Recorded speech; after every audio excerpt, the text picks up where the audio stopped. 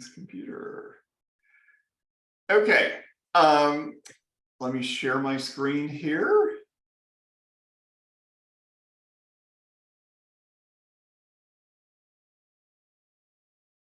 Slideshow from the beginning. Okay, we're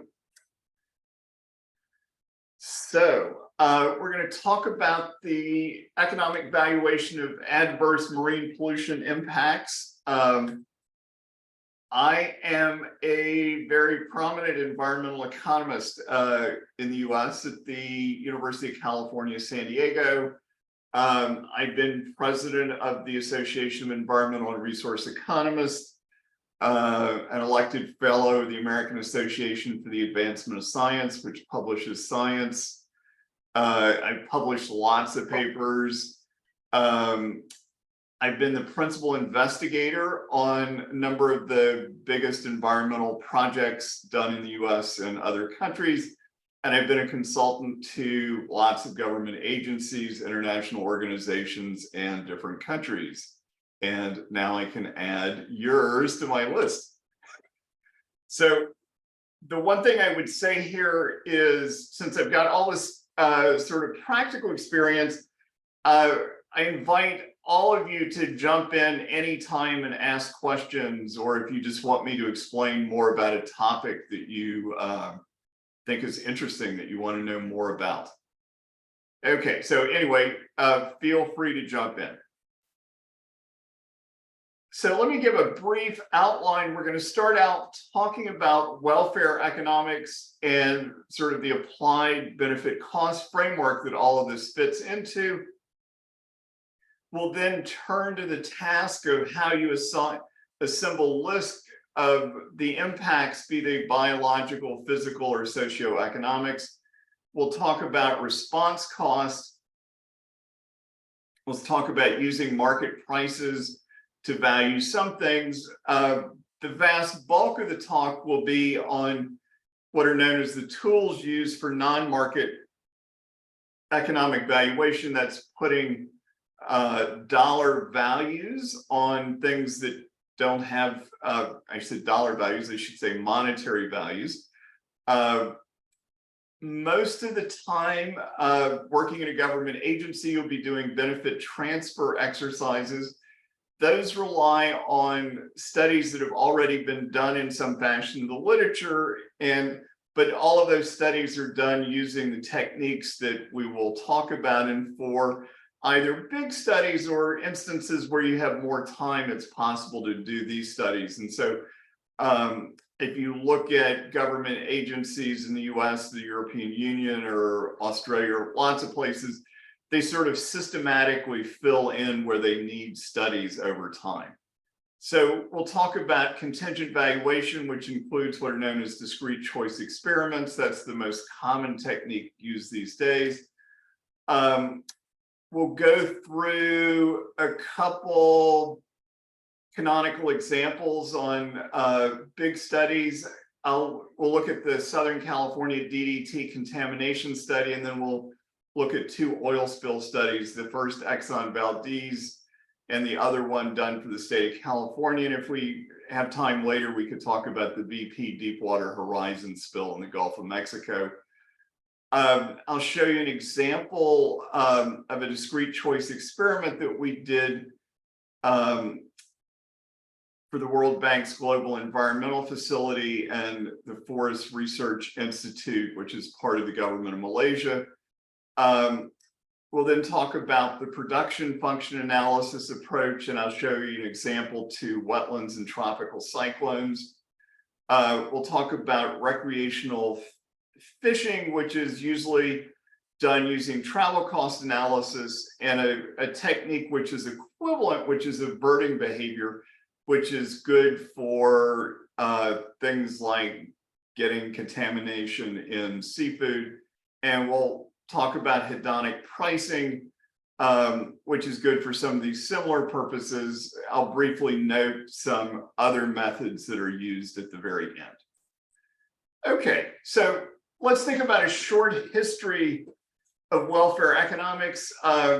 economists have been talking about, what's the nature of economic value since at least the time of Adam Smith, back in 1776. And the debate there largely centered on, was it money and prices versus the things that people were buying, which are known as goods, sometimes goods and services, they're used interchangeably, and actions that people are taking.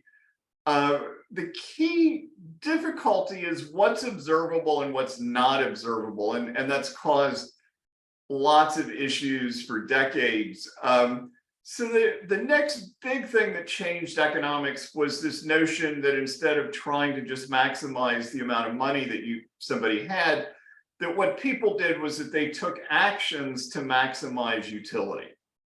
And then famous philosopher John Stuart Mills is also thought of as an early forerunner of economists, said, what should governments do? And that was they should maximize aggregate utility, which is simply the notion of doing the greatest good for the greatest number of people. And this perspective known as utilitarianism underlies modern benefit cost analysis. So then we had a series of economists. Alfred Marshall was the sort of economist who codified what was known about economics up through about the 1900s.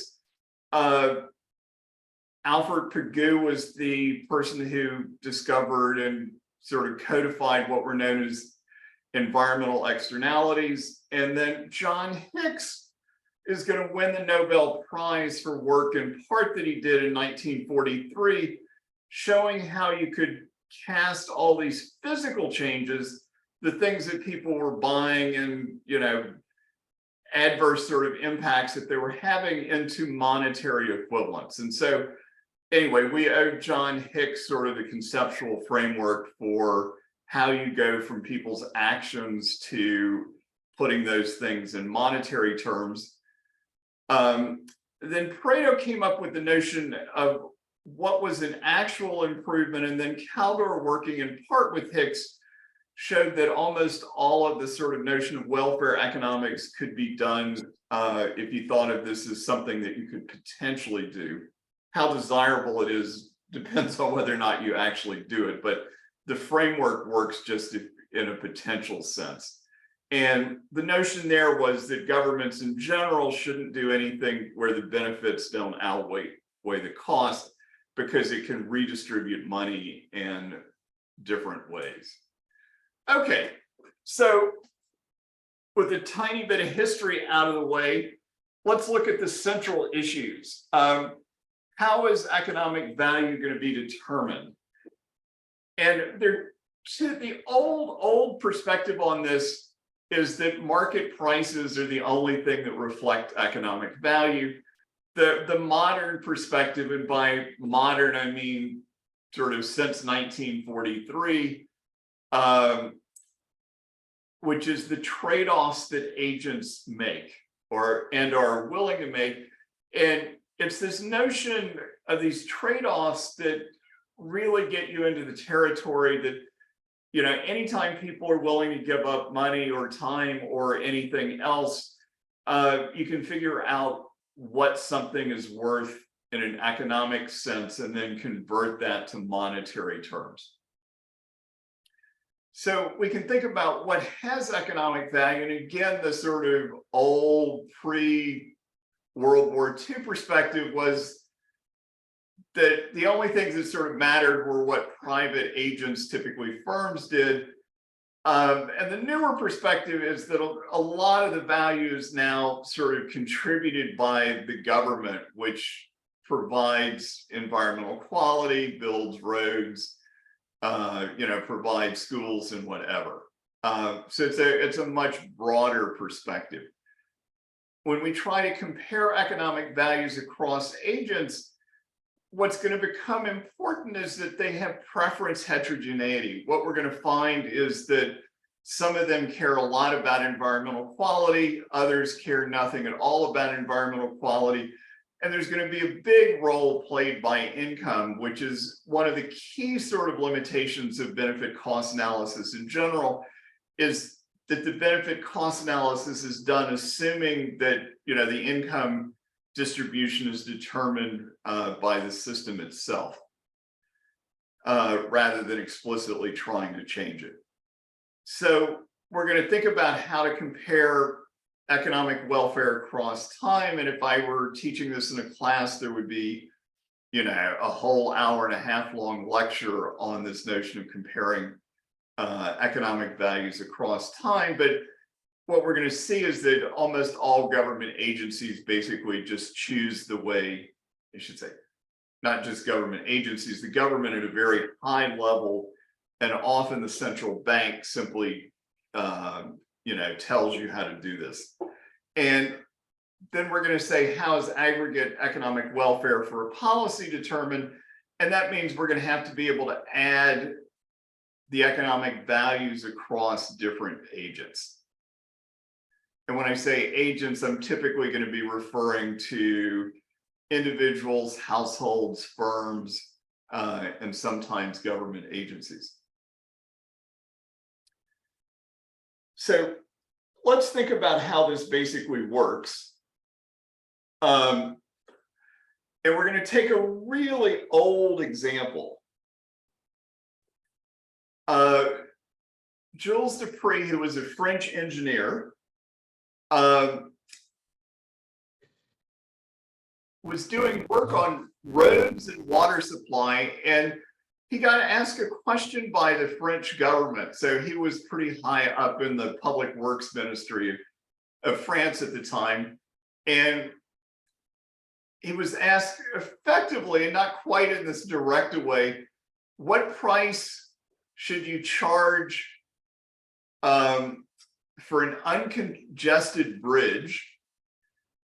So the government's going to think about building a new bridge. And where should that bridge be located? In both cases, to maximize utility.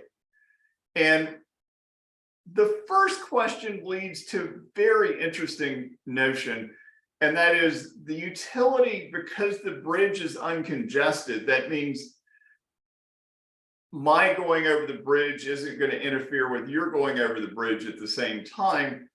Because the bridge is uncongested, the optimal price to charge is zero. Okay, so there's no constraint here on paying for the bridge. The bridge is just going to get paid for out of the government's general revenue. And so what this says is that lots of goods, and in particular, most of the environmental goods that the government provides legislatively and by regulation, have a zero price. And this notion that utilities maximize at a zero price is going to turn out equivalent to this concept known as consumer surplus, which is one of the standard measures of economic value. So we're going to see that it's the area under the demand curve when you set the price. I should say it's the area above price and below the demand curve. And so when the price is zero, it's the entire area under the demand curve. The second question is going to be central to this notion of non-market valuation. And let's just think about this. You've got two existing bridges on a long river, and you know where people live. And you say, where do you place the third bridge? So you're going to put the third bridge where it minimizes aggregate travel time for trips that use any one of the three bridges. And so what's the economic value? It's the hour of travel time saved by the new bridge times the value of a saved hour of time. Okay, so this insight underlies lots of things that the government do, where the objective of the government is basically to save time. So anytime you stand in security lines at airports or whatever, what's going to happen? The government is going to have some value of time that it's using to make all of those decisions. Okay, now let's turn to an applied welfare economic framework, and now we're going to get into sort of the current way that people think about these things. What are we going to have to do? We're going to have to just find a status quo level of providing whatever this good or service that we're interested in, and that's often going to be referred to as the baseline. So economists in general don't know how to value things other than relative to some baseline, because you could think about the question, what's the value of sort of clean air? And the problem there is that the air was bad enough, nobody would be living. So the answer, of course, then has to be sort of, either nobody's living and it's zero, or it's infinity because everybody wants to live. So really, economists only know how to value things relative to some baseline, and so that's why the baseline is going to be important. And the baseline turns out to be tremendously important in all these legal cases. And in fact, in most of the natural resource damage cases that I've been involved in, what's this baseline and how to represent it is almost always one of the major issues. Okay, we're going to consider gains and losses from a change from the status quo level. Gains are usually the benefit side of a benefit cost analysis. Losses are usually the cost side. But let me say, often people use the word benefits and damages interchangeably, where damages are just the negative of benefits. And sometimes people refer to the damages as the cost. So desirable policy changes always imply that the benefits are greater than the cost. And all the sort of notions of assessing the injury to a natural resource from illegal pollution is going to be a special type of benefit cost analysis. And what's going to happen, you can think of this as the pollution event imposes cost due to an adverse that is an undesirable change to the status quo level.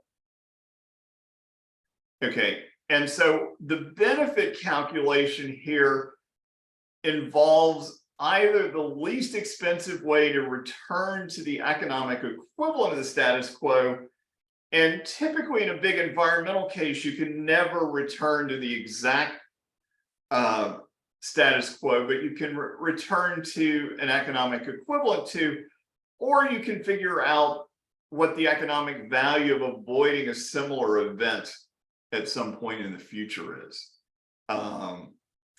And anyway, different cases take one of those two sort of tacks.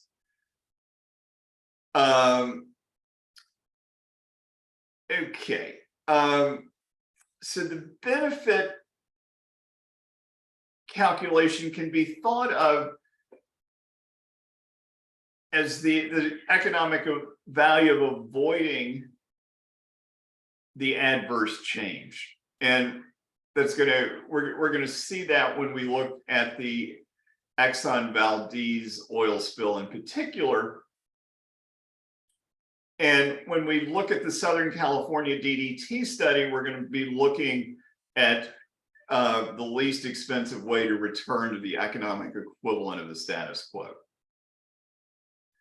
So there are two standard measures of economic value, and it depends on the desirability of the change relative to the status quo. So usually economists talk about the maximum willingness to pay, which you can think of here as just, economists just call it willingness to pay, WTP. And as an example, I don't own a specific bicycle, and I can ask, what's the largest amount of money that I would be willing to voluntarily give up to get a bicycle, to get the particular bicycle? And you can also think that there's another side of this transaction. If the first side is actually buying something, somebody's going to have to give it, somebody's going to have to sell it. And so what's the minimum willingness to accept compensation for an undesirable change? I wouldn't want to give up, the bicycle that I have for free, but I can ask the question, what's the smallest amount of money that I would be willing to take in order to voluntarily say it? So a different way to look at this, though, if you don't own the good, you can say, what's the most you would be willing to pay to get it? Okay. And so you're going to be better off because it's a voluntary transaction. And if you do own the good, you can say, what's the least amount that I would be willing to take to voluntarily give it up? And again, this is a voluntary transaction. And so the legal framework on this always refers to a willing seller and a willing buyer. And that's what these economic concepts are embodied. And that's why they're so ingrained in the legal framework.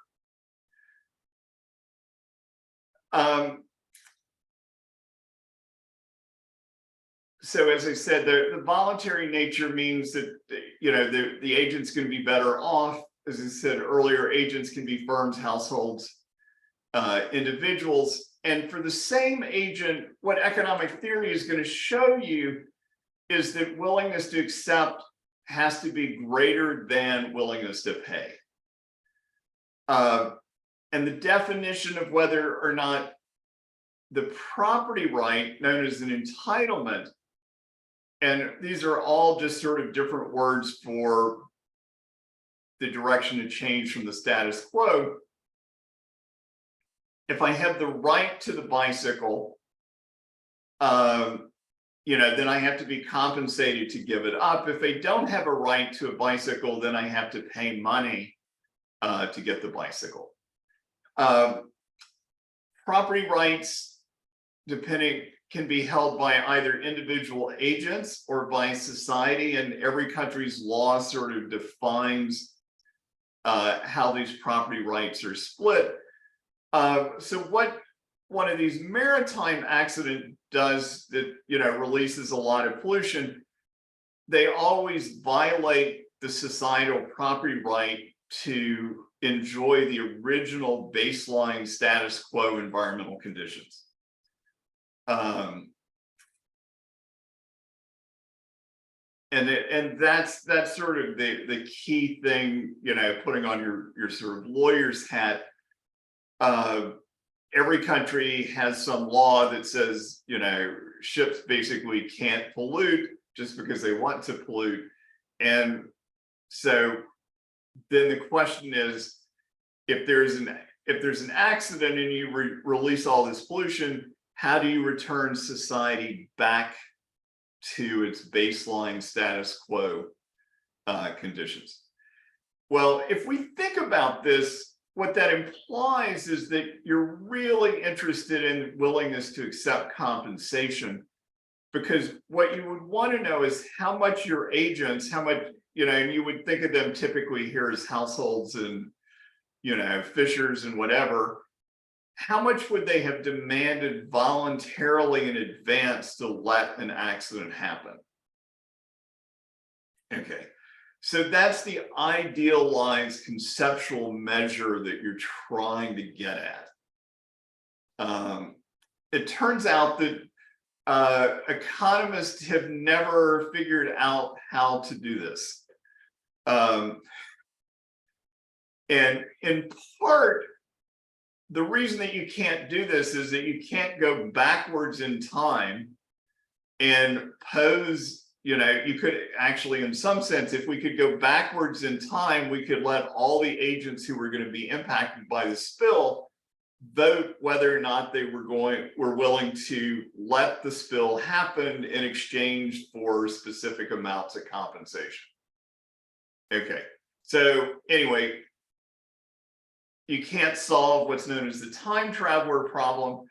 You can measure willingness to pay.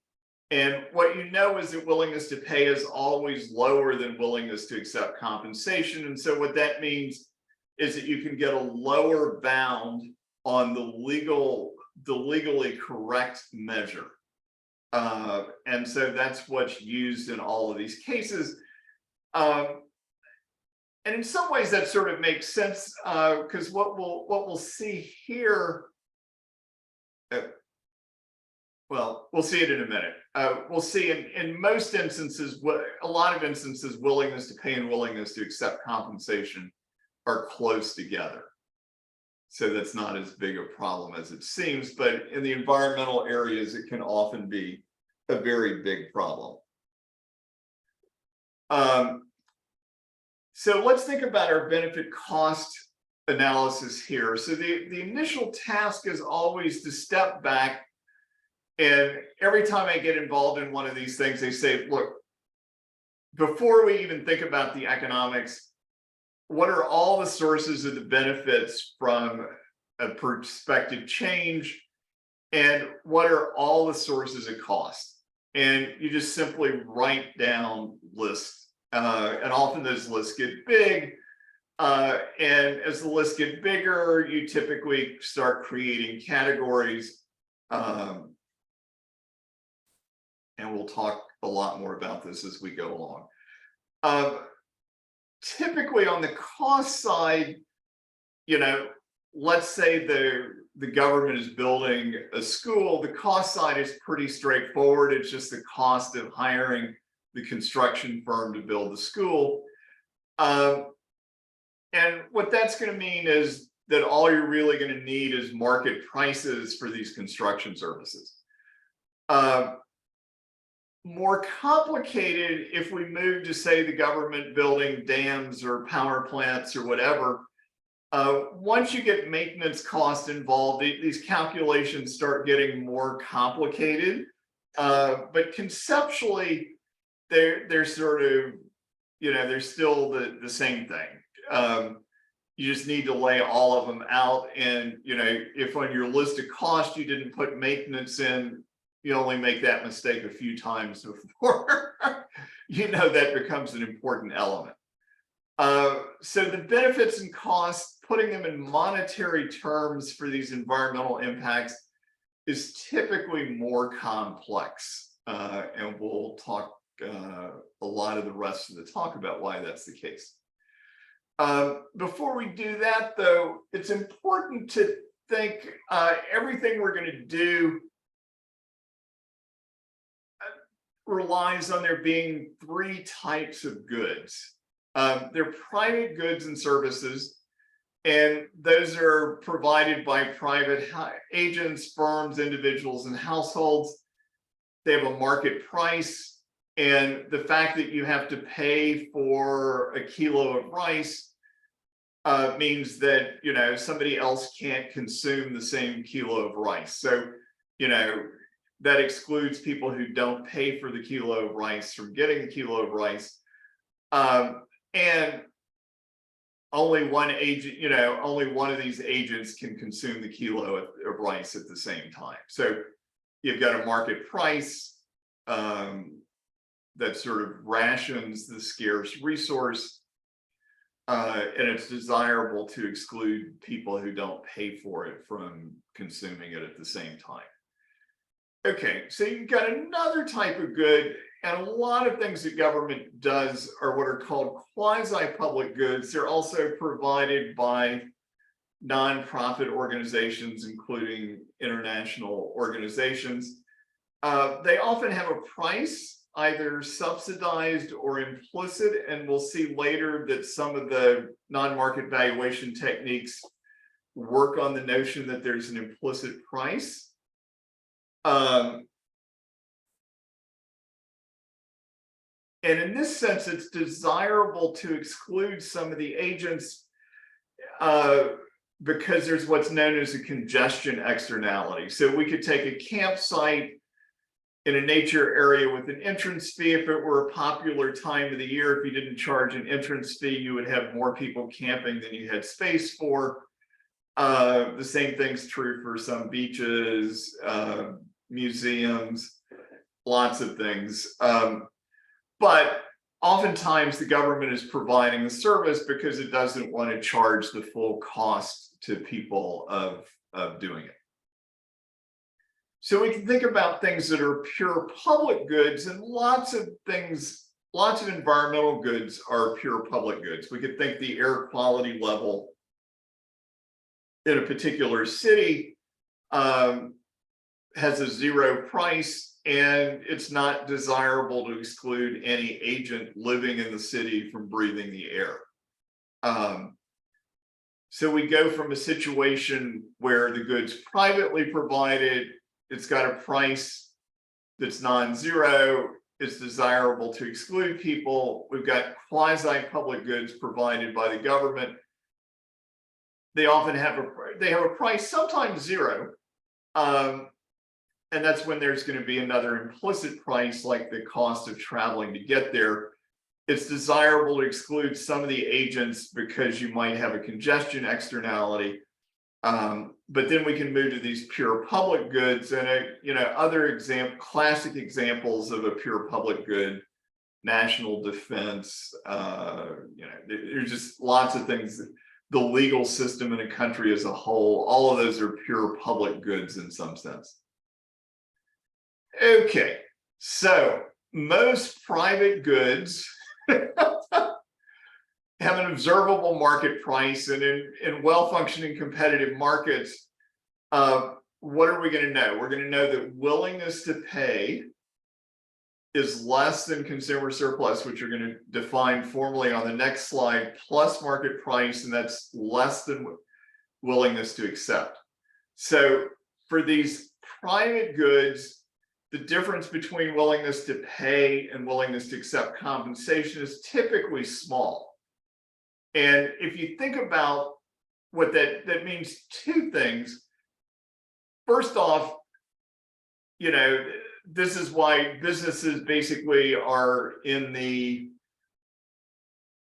they're in the market of buying and selling. If they were making a huge markup between the difference between willingness to pay and willingness to accept, then they would get competitors. And when this difference is small, because market price is observable, we're only going to need an estimate of consumer surplus, because we can get a good approximation to willingness to pay by consumer surplus plus market price. It's also a good approximation of willingness to accept compensation. And let's think of an idealized example. If we go to the stock market, what we have is what's called a bid-ask spread. A bid says I'm willing to buy a share of the stock for some amount. That's the willingness to pay amount. On the ask side, I own the stock and I'm willing to sell it. That's the willingness to accept amount. And the difference between those in a stock market for a frequently traded stock is just really, really small. What gets messy in the real world with the sort of goods that you're going to deal with, in looking at the damages from one of these pollution events, is that you've got a whole bunch of small firms, you've got a whole bunch of households, there's differences in quality levels, or the firms are located in different areas where they can demand somewhat different premiums. And so what you run into the first problem, if you're like dealing with the insurers, what do they want to do? They want to basically pay the average price. And so firms with better quality products or who have better locations are often going to find it hard to recover their actual losses. So here's the classic sort of consumer and producer surplus graph. So demand curve, that's just how many units people demand as a function of price. As the price goes up high enough, as P1 gets larger and larger, what's going to happen? The demand curve is going to hit the vertical axis, and people aren't going to buy any units. So this area above what the price in the market is, which is P1, and below the demand curve is known as consumer surplus. So what exactly is consumer surplus? Consumer surplus is what people would have been willing to pay for Q1, but didn't have to pay. Okay, so now let's think about what producer surplus is. This is the area above the supply curve and below price. Well, this is simply the firm's short-run profits. Is just another name for producer surplus. If the firm has fixed costs, those aren't covered here. But in the short run, what this is doing is it's saying, anything I get above my variable cost is producer surplus, and as long as my producer surplus is greater than 0, I will stay in the market and produce. What does this mean? This means that producer and consumer surplus estimates can be obtained using a host of standard economic approaches to estimating supply and demand curves. So this is sort of textbook examples, and if you look at applied economic statistics econometrics books, they're just full of how do you estimate the demand and supply curves under different circumstances, and depending on who can collect for particular types of damages, often there are people who do this in government agencies. Okay, to formally define consumer surplus, it's the amount of money that the consumer would have been willing to spend for the observed quantity, holding income constant. Okay, so willingness to pay and willingness to accept are slightly different. They're holding utility rather than income constant. That's why they're proper measures of economic utility, economic welfare. But this notion of holding income constant is basically what Marshall did, in his 1890 textbook. And Hicks showed that this consumer surplus measure wasn't quite right. But remember, it's going to fall between willingness to pay and willingness to accept when the price is 0, and is easily recoverable when the price isn't 0.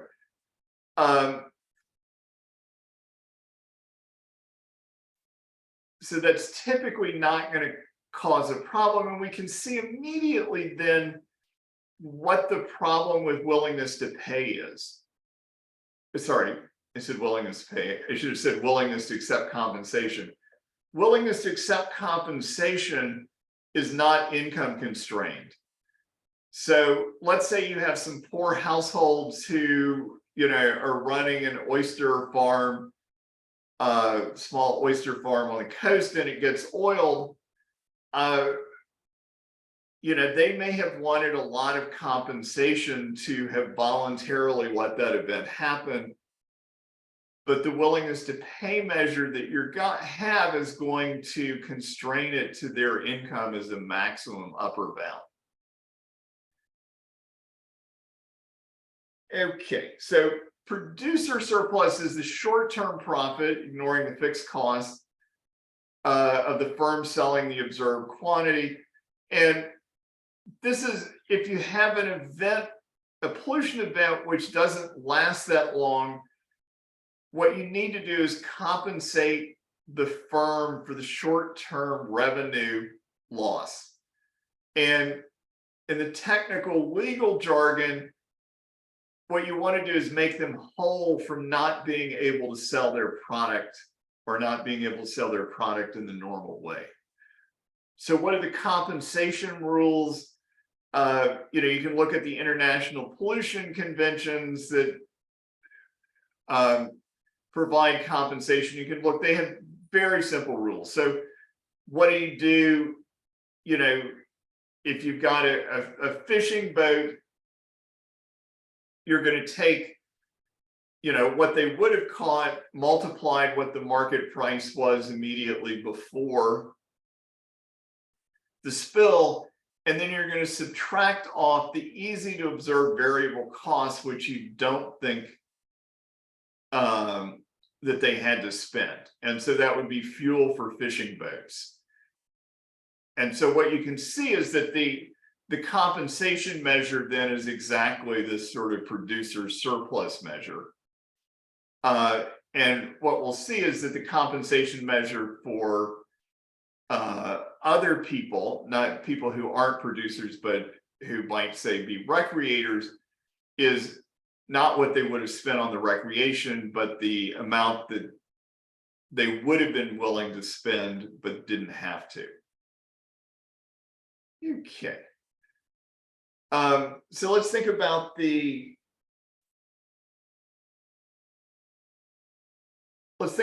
benefit cost formula here. We're going to think about a single change relative to the status quo. They're going to be I equal 1 to n different agents. They're going to be equal t from 0. And we're going to use 0 as the initial time period because we're not going to do what's called discounting it, to a total of t different time periods. Benefits to the ith agent in time period t are going to be bit, and costs are going to be cit. It's possible that individual agents experience both benefits and costs. Most agents, or I should say, a lot of the agents are going to experience 0 benefits and 0 costs, but you can aggregate over them. Anyway, the discount rate is going to be R. And so what are we going to do? We're going to benefits minus cost for this change is just the double summation over the individual benefits discounted for the year that they occur in minus, oh, got, I have a mistake. The second double summation should be CIT. That's not good. Okay. I'm gonna fix that one real quick because I'm going to give you these slides later.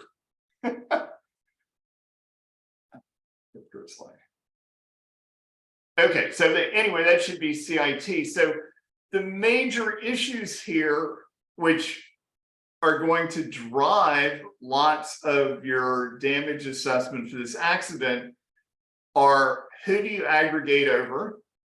How many time periods can you collect the damages from? The difference here, the difference between the benefits and the cost, and what is the discount rate that you have to use? So let's just think about this. Let's say this calculation is positive. What this is, the bigger R is, the further out in the future the benefits are, the less that they're worth. Okay. So if we think of, so I put the formula back up here and I didn't mess it up the second time. So if we think about this agent N, what are typically the big issues here are? Often the N is defined in terms of geography. This is going to be people have to live in a particular, political jurisdiction in a country, a state or a province, or only particular types of agents, people who own fishing boats, but not people who own stores that supply the fishing boats, are entitled to be in this benefit cost assessment. So if you were to ask economists about this question, they would say you should be summing over everybody who has benefits and costs, but that is not at all how the legal regulatory structure works. So in all places, countries explicitly or implicitly decide this notion of who counts in the benefit cost analysis. Sometimes they act as if they are going to let the economists and scientists and whatever do this. But anyway, it always turns out that somebody's going to tell you, if you do it a different way and the number is too big or too small, that you didn't include or included people that they don't want to count. So a typical thing here would be to say, okay, I'm not, even though an area that got impacted has lots of foreign tourists, I'm not going to count the harm that was done to the foreign tourists by having shown up here and not being able to go the places that they wanted to go. So this R turns out to be really important. The larger the R, the less benefits and costs in later time periods matters. In the US, the Office of Management and Budget, which reports directly to the president, sets the rate R that all the government agencies have to use. In the United Kingdom, the Bank of England, I think, sets R, or the Treasury Department does. So, and anyway, somebody at some very high level that we don't get to talk to is going to set the R for you. And for instance, if we were talking about climate change, the big problem with climate change is that the cost of doing something about climate change turn out to be, you have to incur those costs in early time periods, whereas the benefits occur in later time periods. And so the fact that the costs aren't discounted very heavily and the benefits are discounted very heavily is one of the major issues in thinking about some issues like climate change. But anyway, it cuts both ways. If you thought about building dams, which some environmental groups don't like, dams have exactly the same property. The cost of building the dam is up front, and then the dam generates electricity or whatever for a long period of time. And so those projects also don't look as attractive as the discount rate gets larger. So let's think about just a stylized example with one agent. We're going to have 3 time periods. Actually, we've got 3 time periods, but well, anyway, remember the first time period is 0. So the discount rate is 0.05, so that's 5%. We're going to think about an upgrade to sewer treatment plant. You're going to have to experience the cost in the initial time period. Then the annual operating costs are going to be C1, the cost in basically year 1, which is the second time period, and C2, which is the third time period. And the same for the benefits. And so what are we going to do? We're going to add the benefits discounted by 1.05 plus the benefits in the second year discounted by 1.05 squared. And so what you can see is you get a large number of time periods. The divisor here gets quite big. The reason that you start the index at 0 is that the initial time period is not discounted.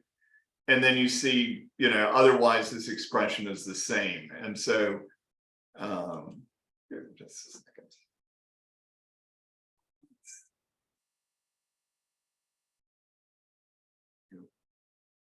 One more minor problem.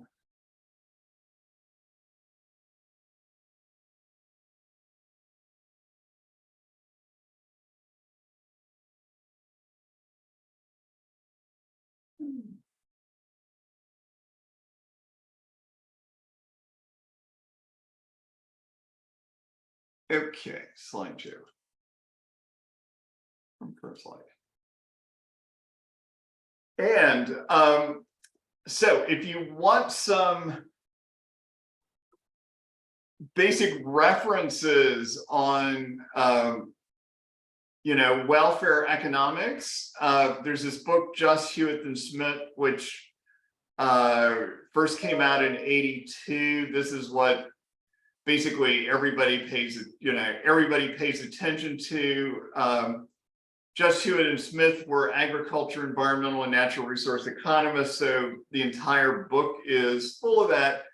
If you want to know this sort of basic consumer theory, Angus Deaton, who won the Nobel Prize several years ago for his work in developing countries, wrote this great book on economics and consumer behavior, which explains all the consumer surplus and all those sorts of things better than almost anybody else.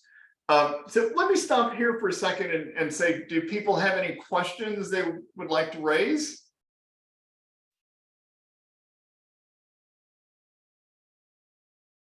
Okay. Yes, questions? If not, I will keep going.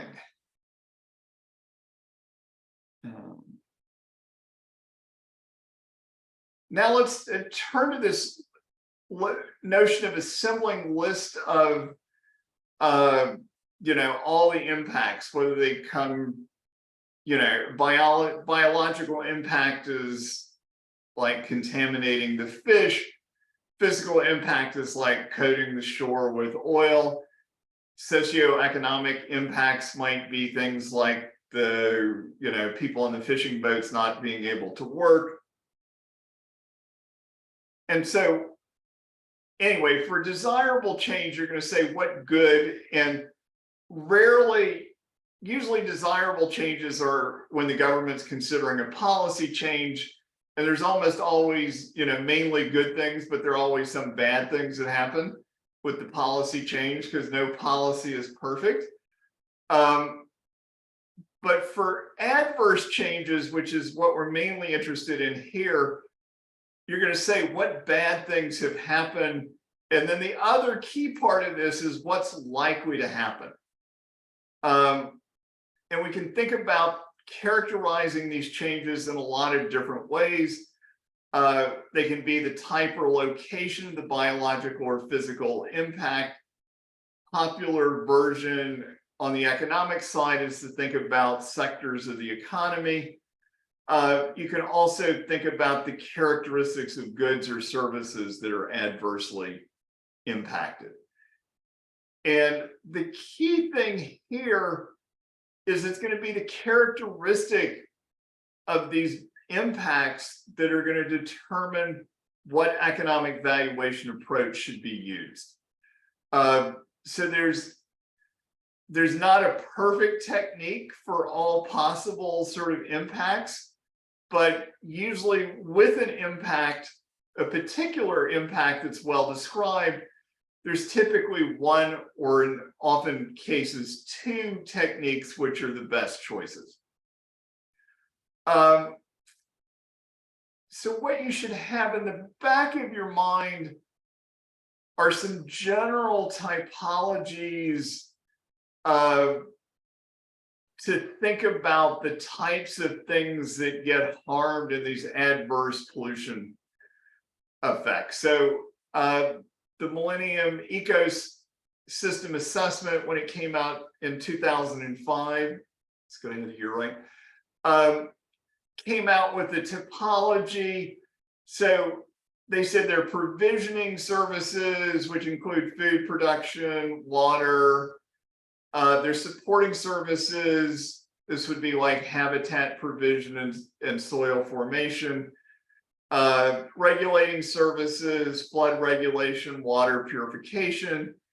And the thing that economists are often mainly involved in are what are known as cultural services, spiritual, aesthetic, educational, and recreation.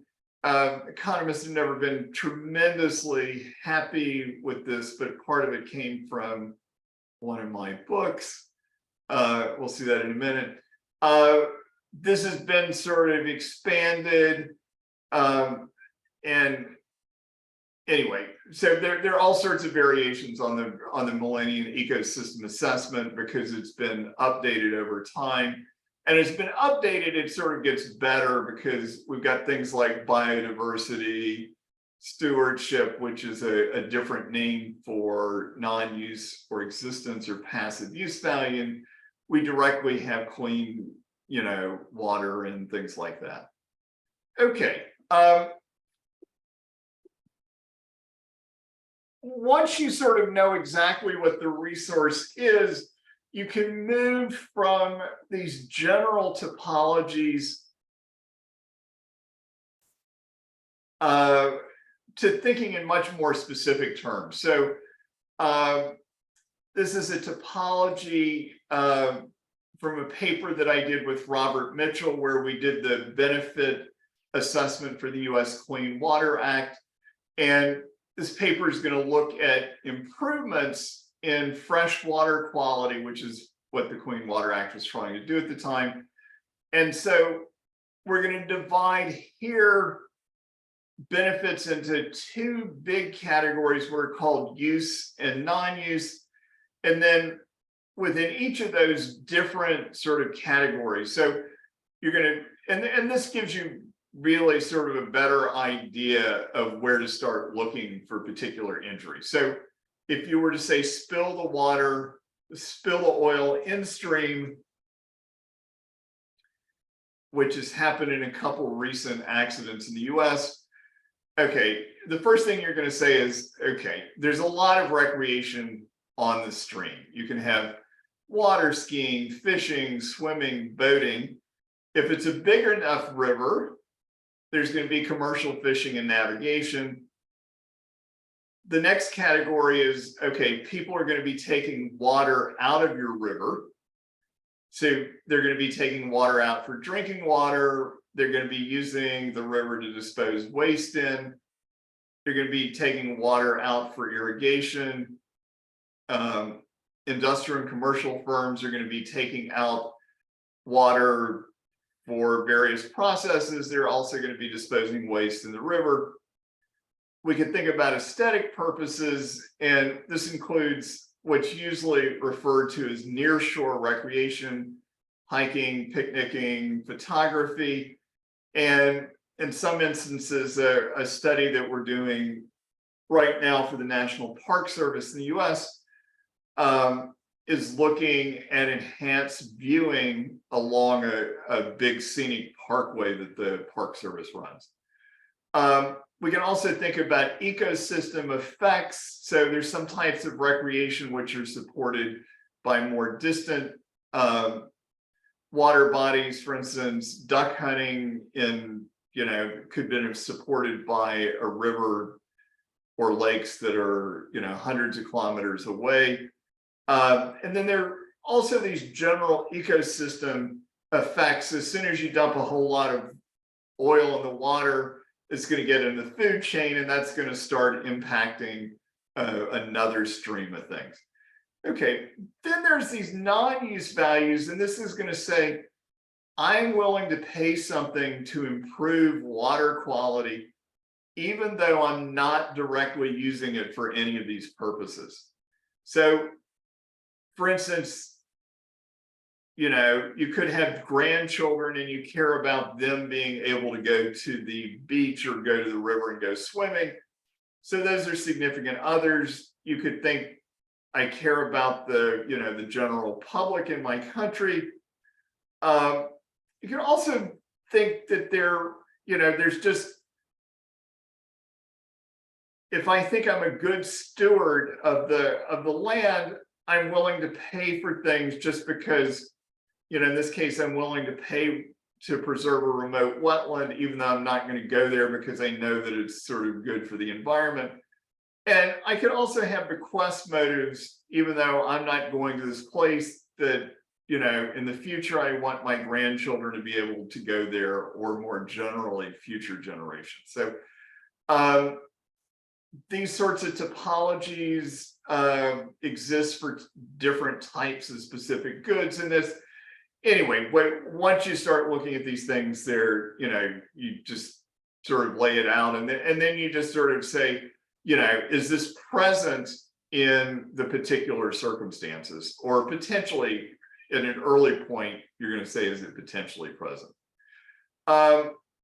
In other instances, you don't have to go any further to develop lists. And, this is a picture that was came out after the Express Pearl event. And this is just sort of the seafood, the different types of seafood that are for sale, in a particular market. And what's the list here? The list is just the different species of fish that are potentially impacted. And as you would have gone up here, and what would we have said? This would have been a commercial fishing industry. And as you say, well, what's the commercial fishing industry? Now we're going to start splitting this out and developing a sort of a sub list, because eventually, we're going to have to say, what was the impact and what were the prices that these things were selling for? Okay. I always find it useful to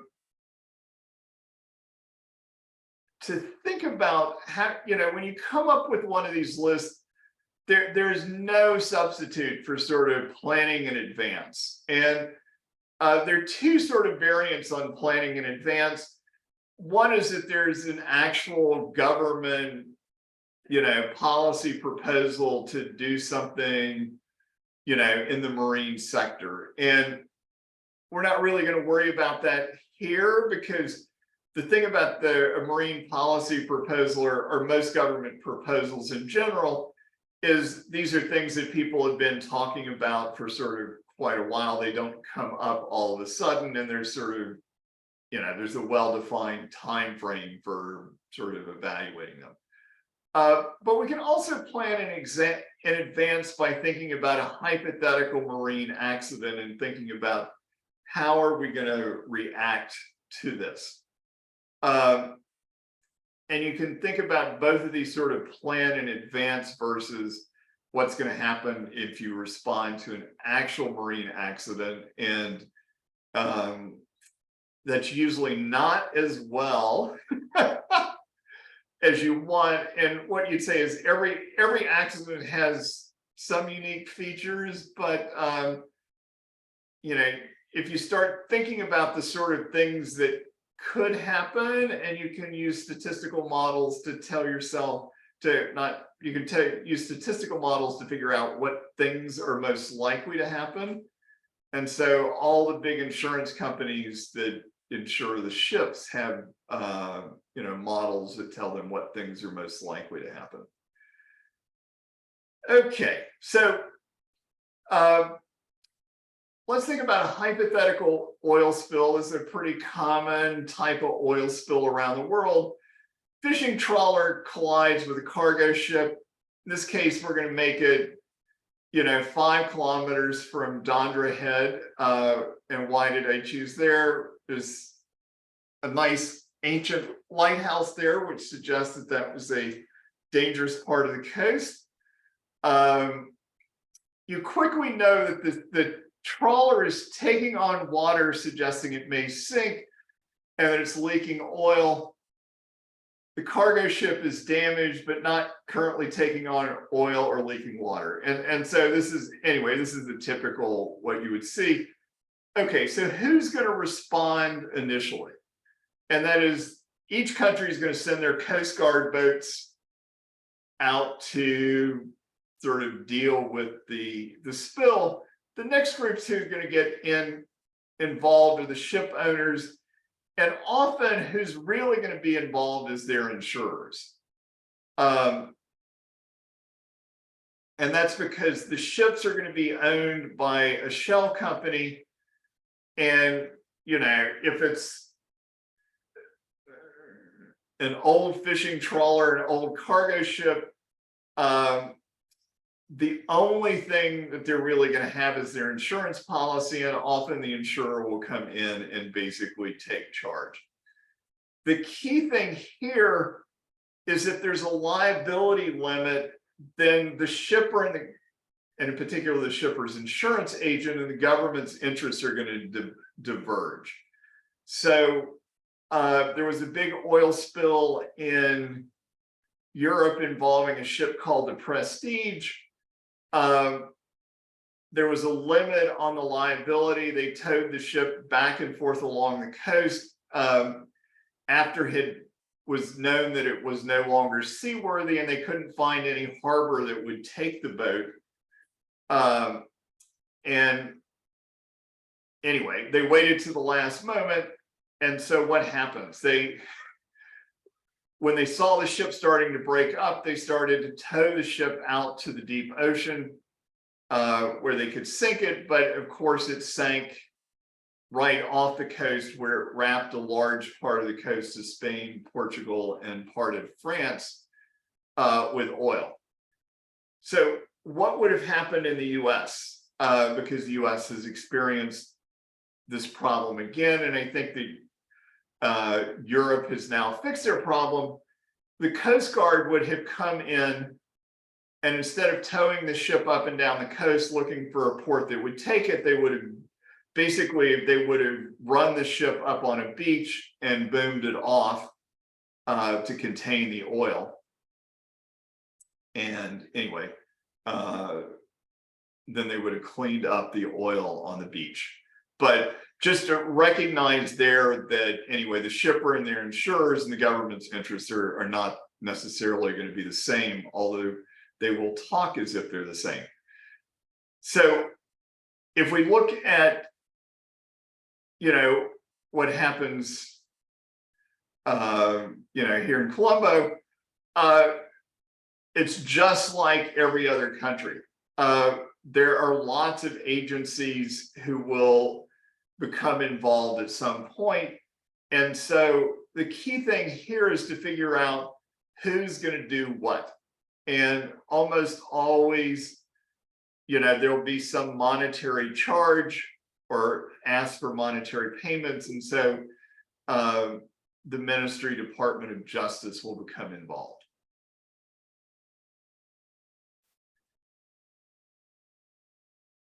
If we think of the main lessons from doing this sort of planning exercise, you can always ask, what's likely to happen if this accident was going to happen, and then what should happen?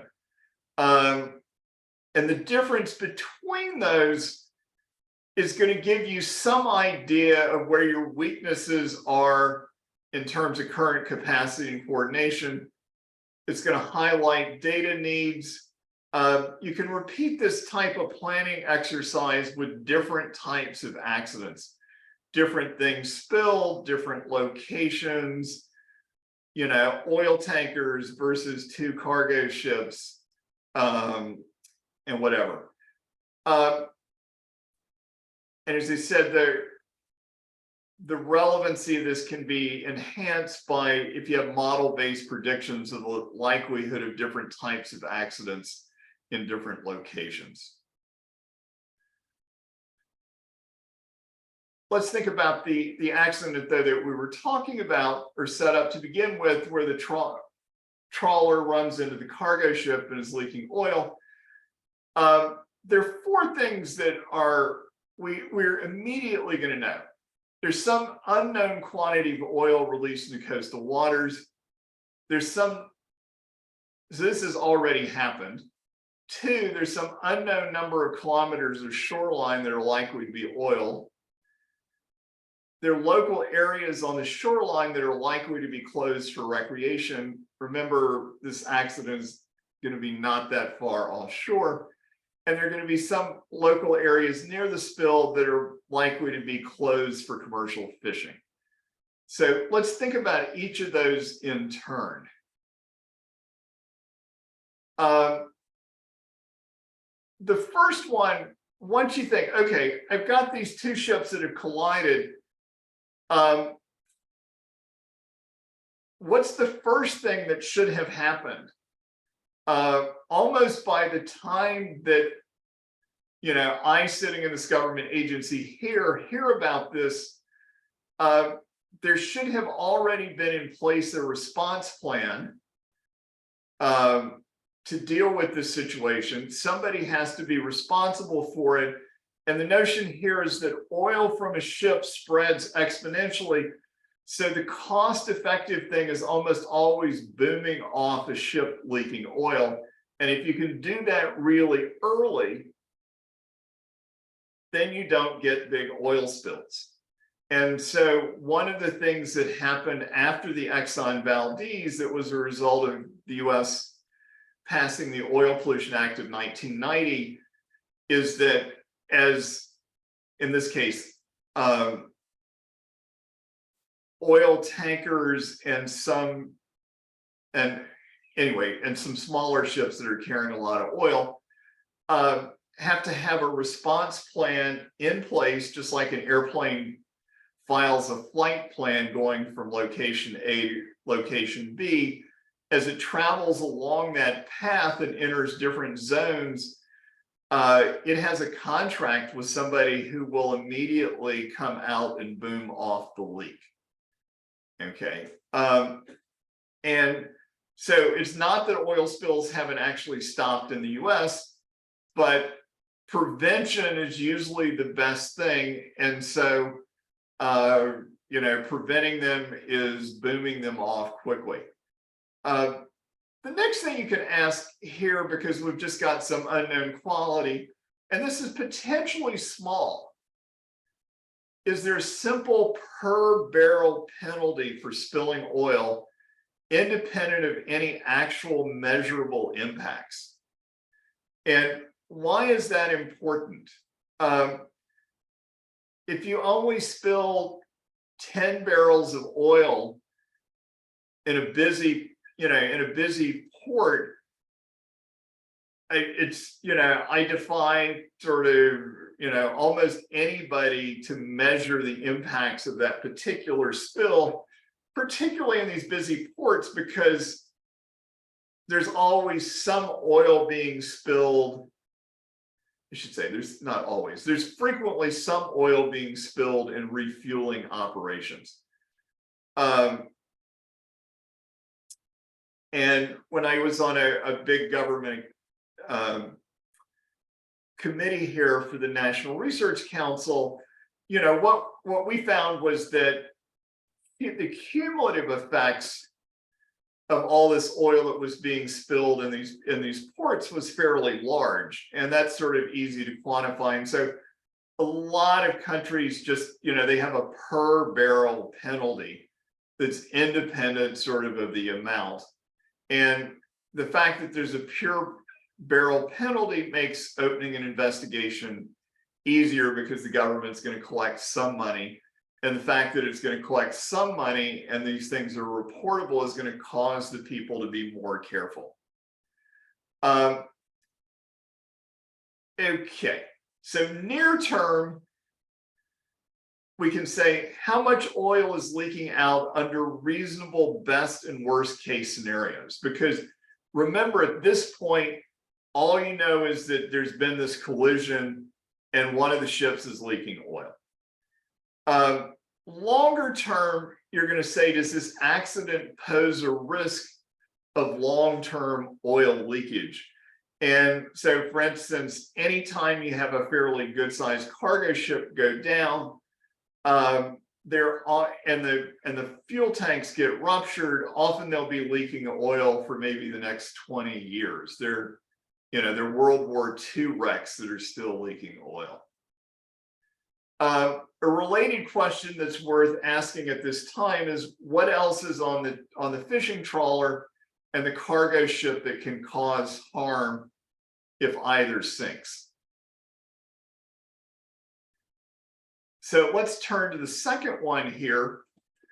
And we now say, okay, there's some unknown number of shoreline likely to be oiled if we don't contain the spill very quickly. And this should concern you, because the best predictor of the amount of harm done by an oil spill is generally the number of kilometers of oiled shoreline, not the amount of oil spill. Okay, so there are lots of just giant oil spills out there which did very little harm to, or I should say, that did relatively little harm to the environment. And there are a number of oil spills out there which are much smaller that, you know, oiled hundreds of miles of coastline because of where they were. And so this is the next thing that you should be worried about. And so how is this going to be, what are you going to do to measure this? You know, the oil is not yet floated on shore. So in terms of pursuing this legal claim, somebody needs to get out there and take samples of the oil and pictures. And you're at this point hoping that it's still going to be small, but you know, there's still things that make a difference. At this point, you need to try to figure out what type of oil it is. Different types of oil products either dissipate much more quickly, or the heavier the oil, you know, often it'll come ashore almost in an asphalt sort of way. Depending on what the currents are, you can get a relatively uniform versus a very spotty oiling. The insurer will almost always claim that this makes a difference, particularly if it's spotty. And the next thing that you're going to have to run into in thinking about this is that there are relatively few places in the world, and particularly not places near busy shipping lanes, where there's not already oil somewhere on the shore, relevant shoreline from other sources.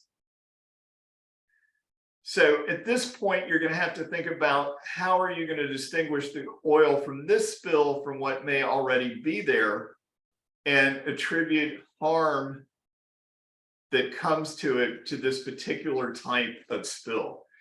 So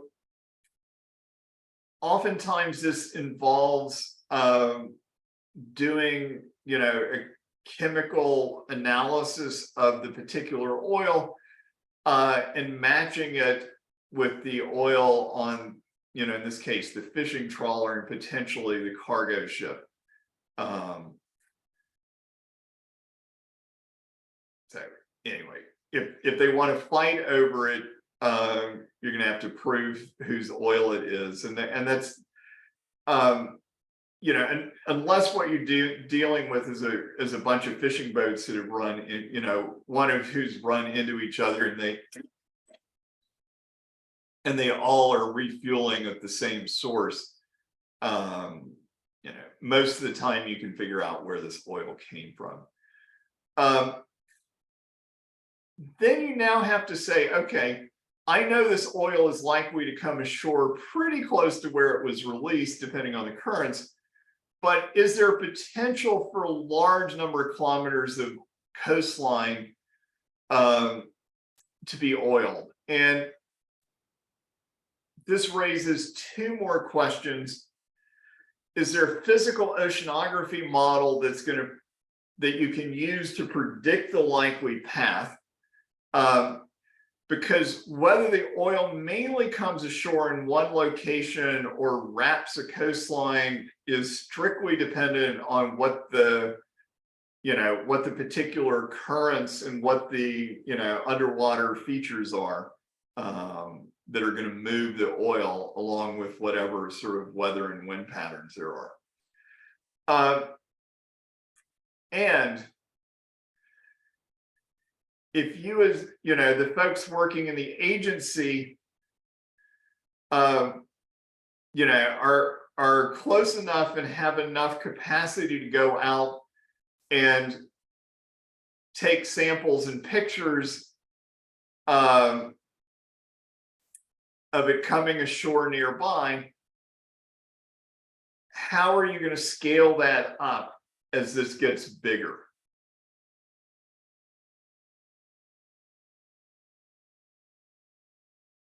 Okay.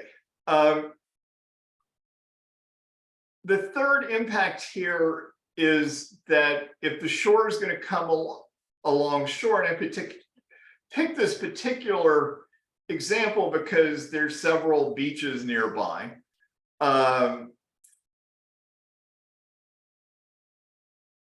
the question then is, are there areas that need to be closed due to the threat of contact or contamination with the oil?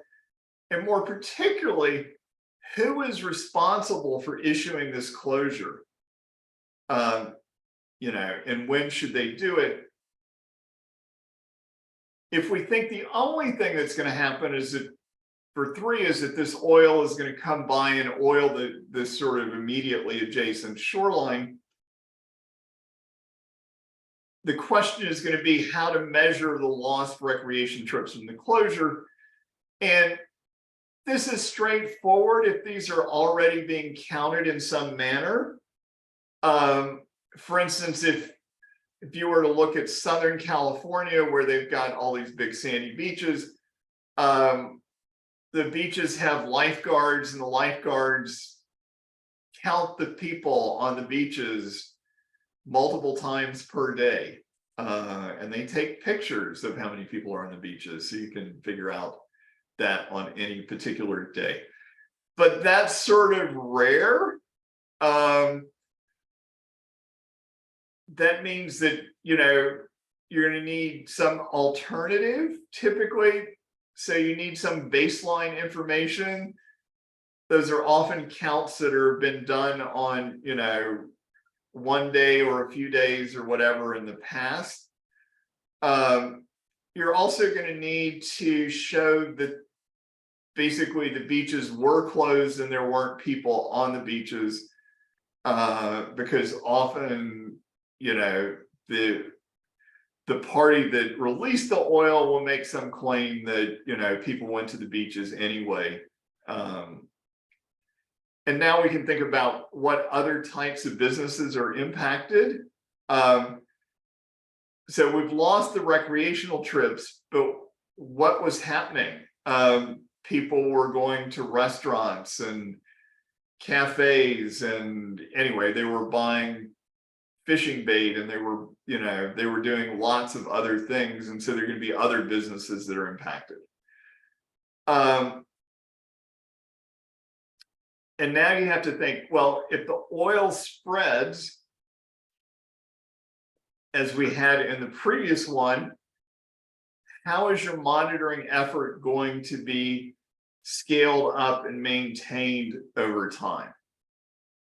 And what this is going to do is it's going to require a formal modeling effort to count for the substitution, because if you close a beach on a particular, you know, on just a single day, what's going to happen is that people who are planning to go to the beach on that day are just simply not going to go. But over time, they're going to substitute other activities.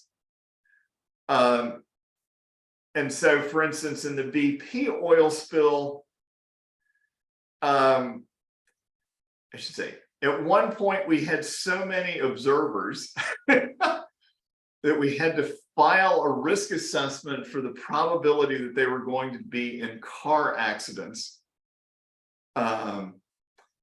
and had a plane that flew from one end of the impacted area to the other impacted area every day for roughly a year. Okay.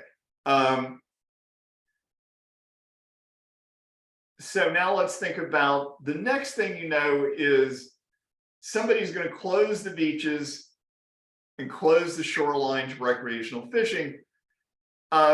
But the area where this fishing trawler is, since it's actually out leaking oil, somebody's going to close some area adjacent to the spill to commercial fishing.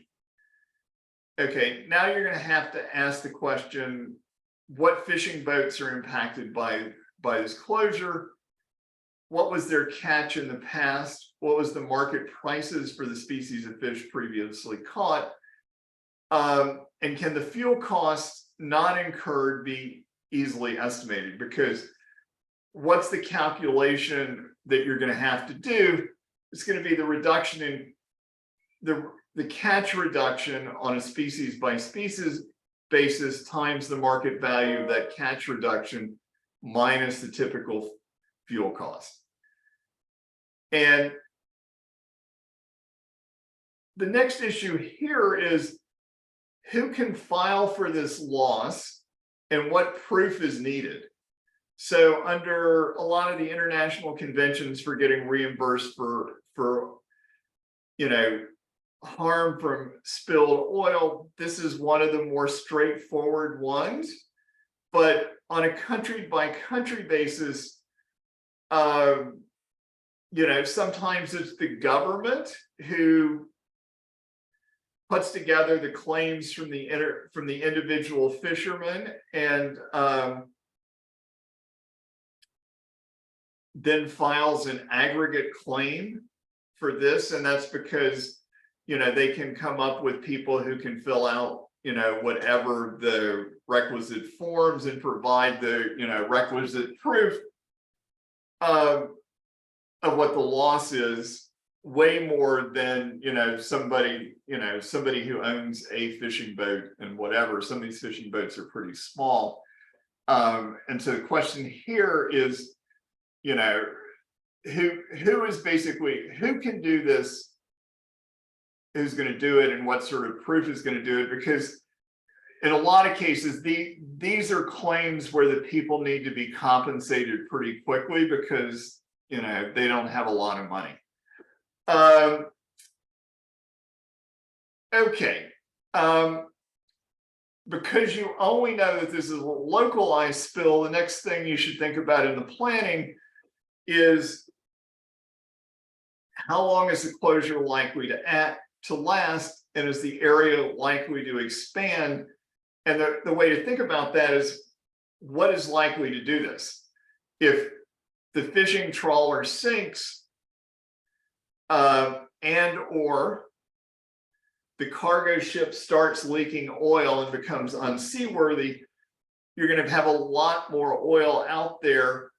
And what is that going to mean? That means that the closure area is going to expand and it's going to last longer. And so long term, what's going to happen? The fishing boats who would cancel basically fishing for a small number of days, over the longer time period, they're going to redeploy and they're going to go someplace that's either farther away, driving up their fuel costs to get there, and or the catch that they're going to get is not going to be quite as valuable. And so what is the insurer going to want to do? The insurer is going to basically want to say that these boats don't incur any losses once they redeploy and go elsewhere, where that's clearly not the case. And so showing what these losses are is much harder than showing what the losses are for a very short-term spill where the boats just basically stay in port where they were.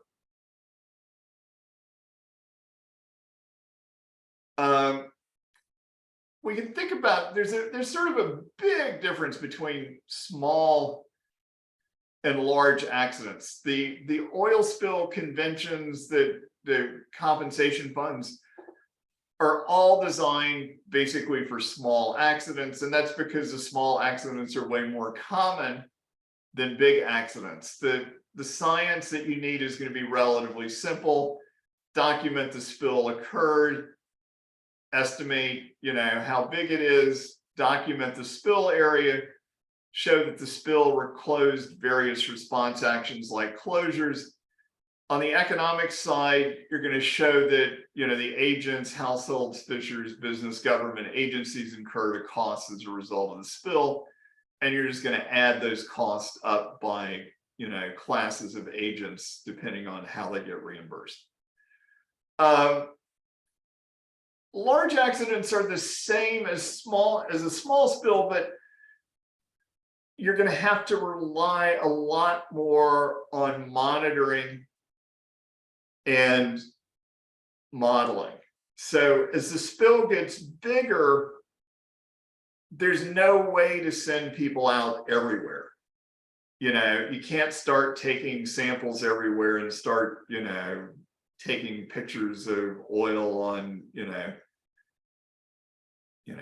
every 10 meters of the shoreline or whatever. So at that point, you're gonna have to basically be able to deploy a monitoring plan. And this is going to be hard because you want the monitoring to get out in front of the oil, which is going to be actually moving pretty quick. And that's hard to do. And the monitoring is also going to tell you what the duration of the spill is, which is another thing that's hard to do, because over time, what's going to happen, the volatile part of the oil is going to go up in the atmosphere, the heavy part of the oil is going to sink, other parts of the oil are going to come ashore in different ways, and then they're going to start weathering. And so anyway, the monitoring becomes pretty important. Modeling is then going to provide you a larger picture of the extent and duration of the spill. If we think about the simple things, the basic underlying assumption here is that, yes, I've done damages to the ecosystem services, but they're small, localized, and we're going to recover fairly quickly. As you put more and more oil in the water and these things cover a larger and larger area, that's no longer true. And so you're going to have a pretty good sized modeling effort to estimate the impacts on ecosystem services. And then the economists are going to mount their own pretty big modeling effort. And they're going to use the ecosystem service estimates that the science folks are going to come up with as inputs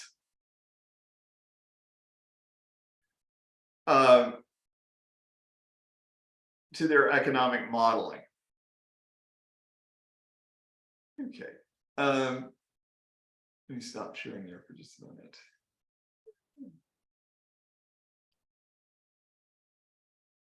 Yes. Anybody want to ask questions?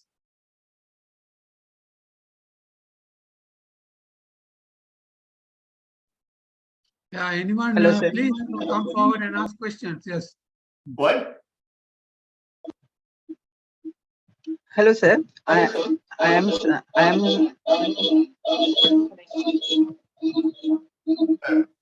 Hello, I am Sandru. I'm from NARA.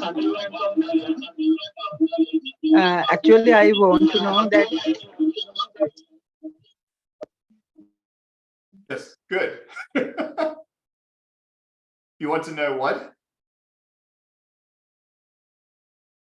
Sandharwan, please go ahead. Whatever the noise was, we got rid of, unless it was you.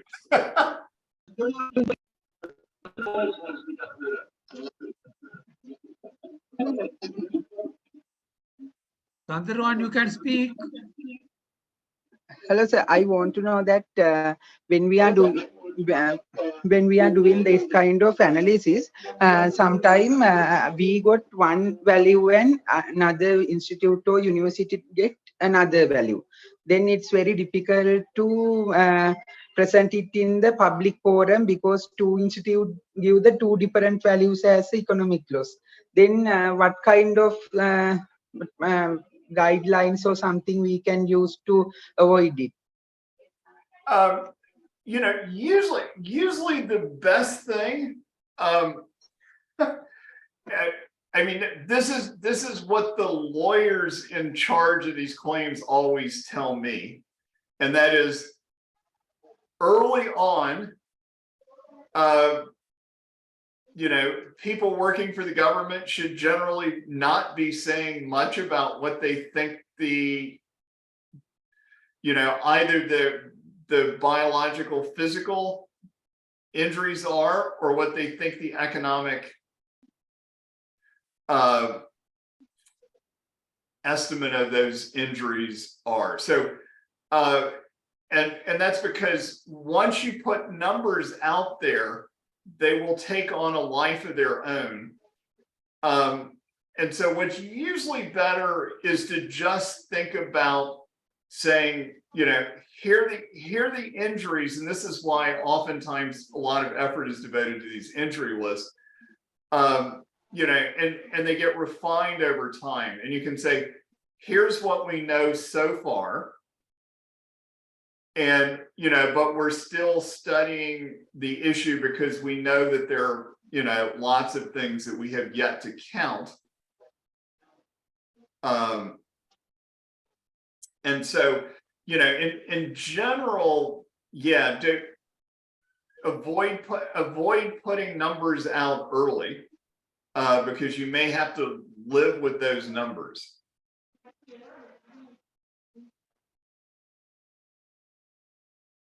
Okay, thank you. Yeah, otherwise there will always be numbers out there. So every time, for instance, there's a hurricane in the US, there's an intense sort of, you know, pressure by the press to say, you know, what is the damage from the storm? And you know, and in general, nobody really knows that number quickly. And then the numbers that, you know, in this case, you let, you know, the insurance companies and other people come up with sort of numbers early on, but at least they're not the government they're not the government's numbers. And so in general, it takes the government a pretty long time in a big event to figure out what happened, and they're usually, you know, they're usually pretty careful when they speak. Yeah. Okay. Other questions?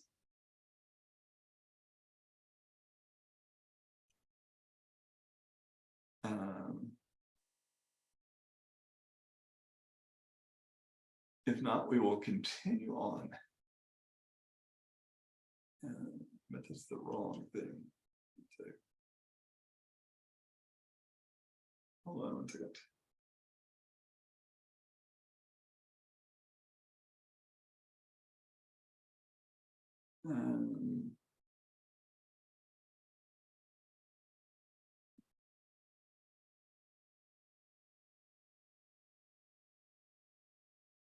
All right, accidentally closed the file.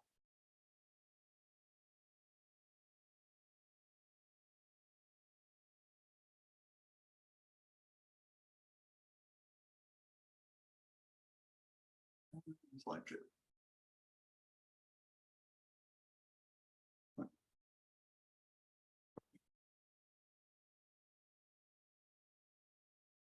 Okay, the next thing that's going to really happen is that you're going to start incurring cost to respond to the spill.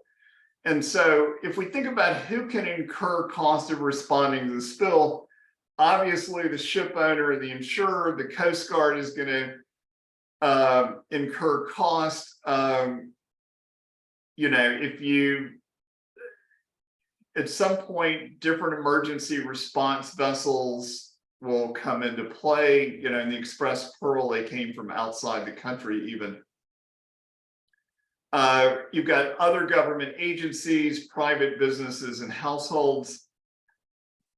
They can incur these response costs either in the short term, the medium term, and the long term. And the short-term response costs are usually pretty easy to deal with. As you get longer out, how you deal with the response costs is both more important and harder to figure out where the money is going to come from.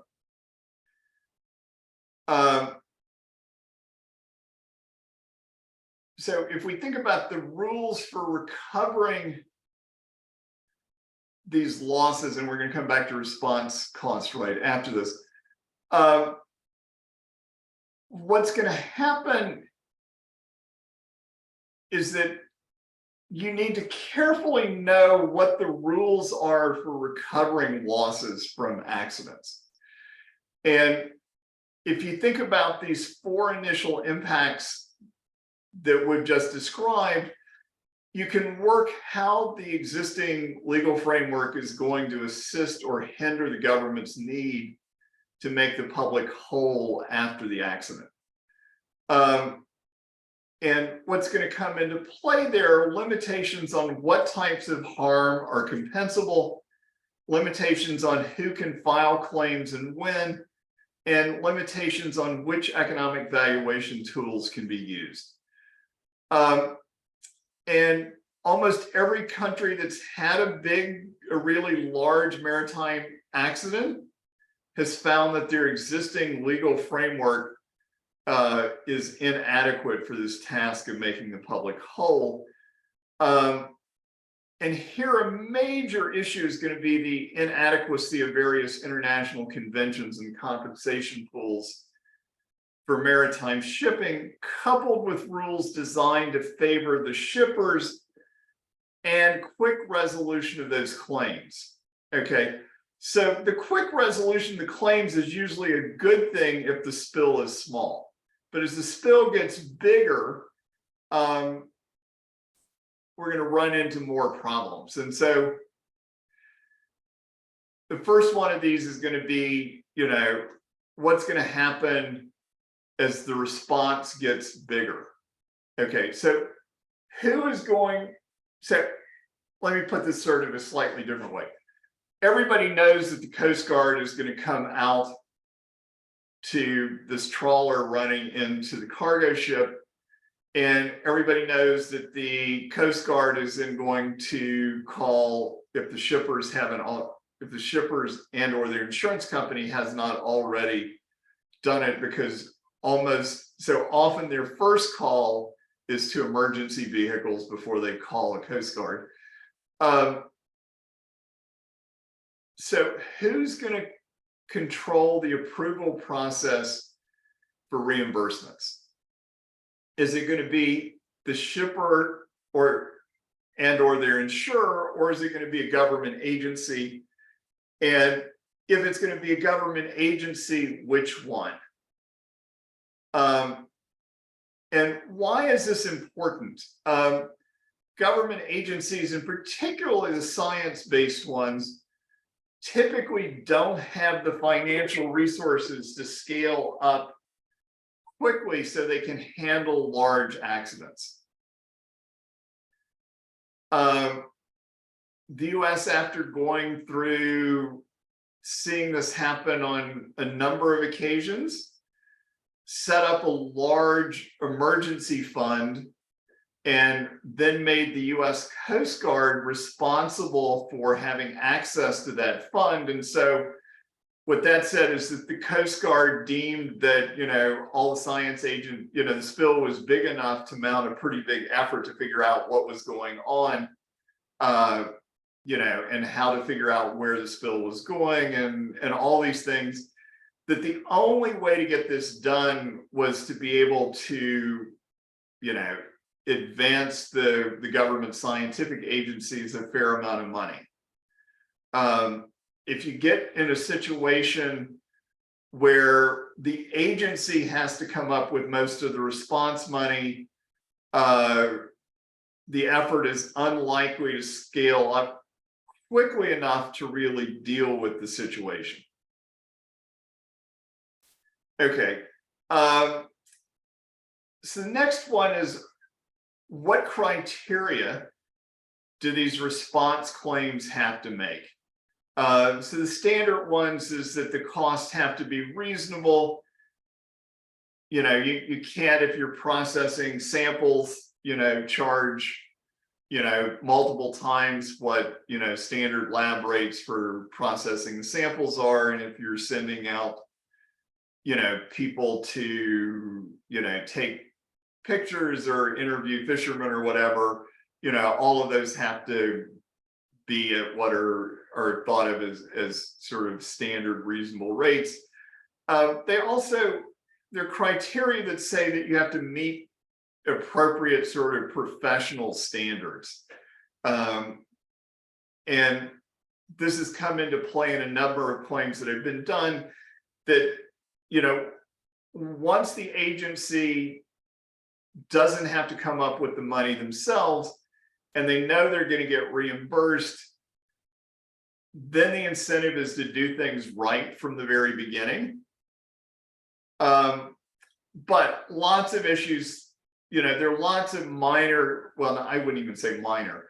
So for instance, if you're sending out a lot of people to clean up wildlife and sort of help get oil off beaches and things like that, is volunteer labor hours by households who will turn up to do this reimbursable? Something in any type of big accident is going to come into play is, when does the response end, and when does restoration of the environment from the accident begin? And the last issue I'm going to put down here is long-term monitoring considered to be a response cost.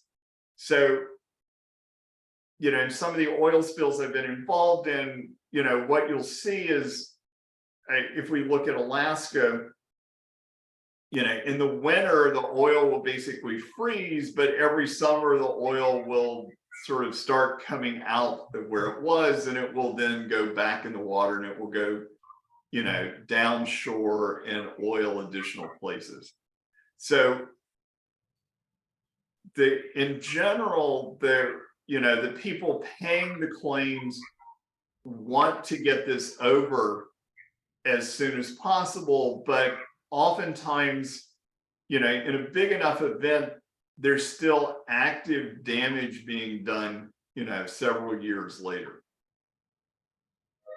Okay. Now let's think about measuring economic value of any good or service. And this is the lead into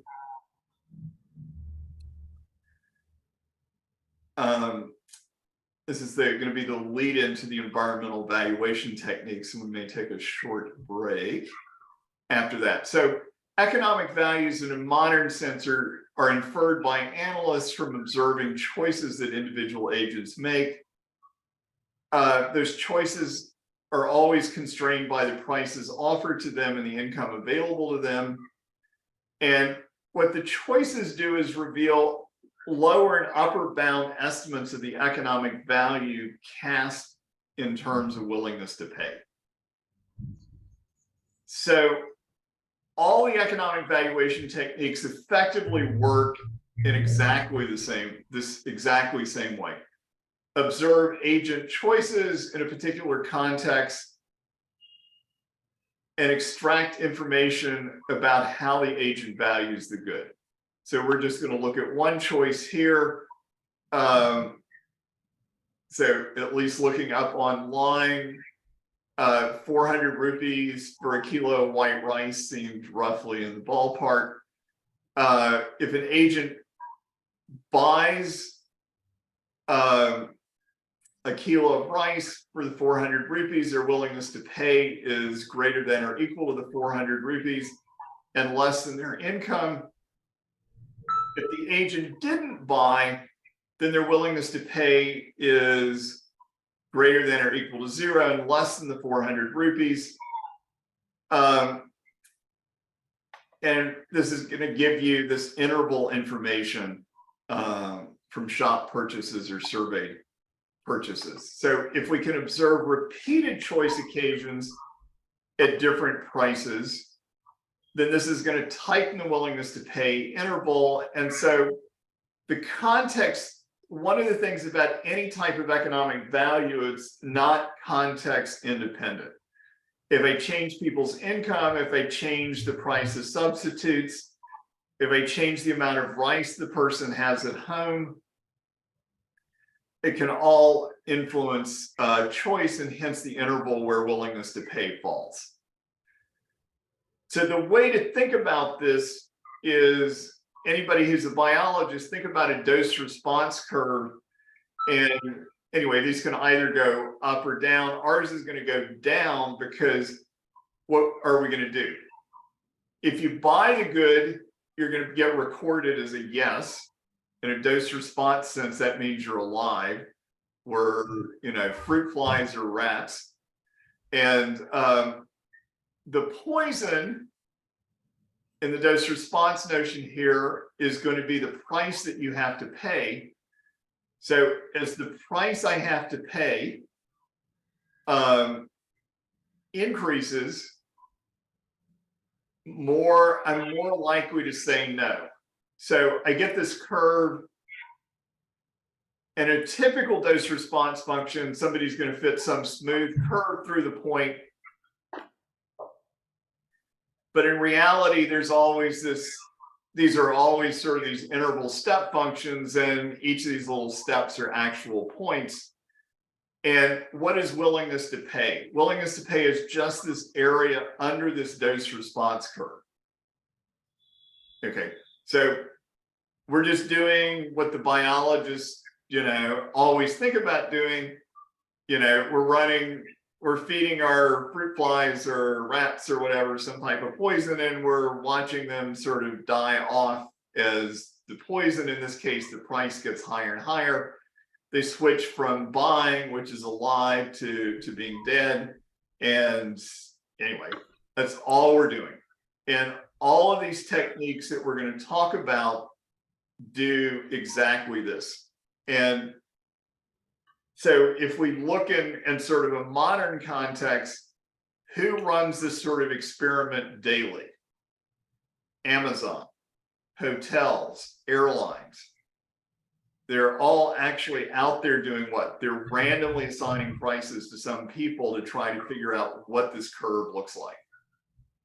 So they're actually actively out experimenting with a tiny fraction of their customers randomly chosen to figure out what these curves look like. Okay, and we're going to just do exactly the same thing here. Only our goods are often going to be environmental goods instead of airline tickets. So let's think about the use of market prices. The economic value of a early sudden fisheries closure is the catch reduction times the market value minus the typical fuel cost. So, this is the, we've already talked that this is a calculation that the international pollution conventions want you to make. So what are the assumptions that underlie this logic? Okay, the boat in the areas closed would have caught the same quantity, quality, and species distribution of what they've been catching recently before the closure. And what do they typically want to see? Okay, they want to see the log books from the fishing boats and or landing receipts by species. Where do the fishing boats usually get into trouble? When they don't have records of what they've caught and what they've sold.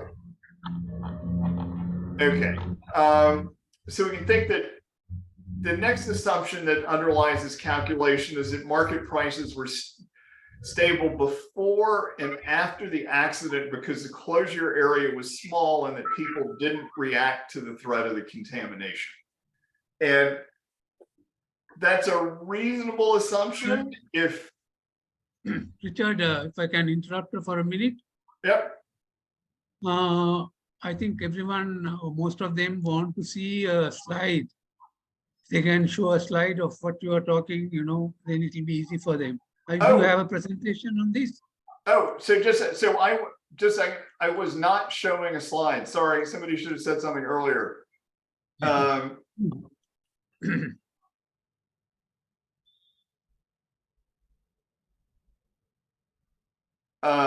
Sorry about that. Okay, so you didn't see the demand, you didn't see the No, we didn't see anything. Okay, sorry. Okay, so anyway, you get these intervals where people fall. So you get a dose response curve, which I was just describing. So anyway, this classic dose response curve, the percent here is the percent who are willing to buy at the price, which is on the horizontal axis. And anyway, typical dose response curve assumes that there's a smooth response, but actually when you observe somebody buying a kilo of rice at 400 rupees, all you know is that they're willing to pay at least 400 rupees and less than their income because they can't spend more than their income. And so all the economic valuation techniques just get at this relationship in different ways with different types of data. And the area under this curve, under this dose response curve, is willingness to pay. So this is just, anyway, this is just willingness to pay is that amount. So we now turn to this example of using market prices. And as they noted earlier,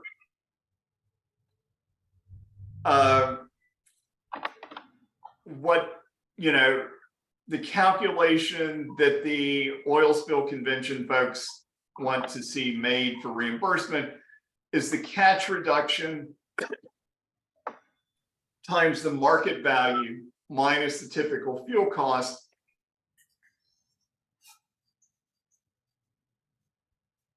And underlying this assumption is that a boat in the area closed would have caught basically what they had been catching before the closure in terms of quantity, quality, and species. And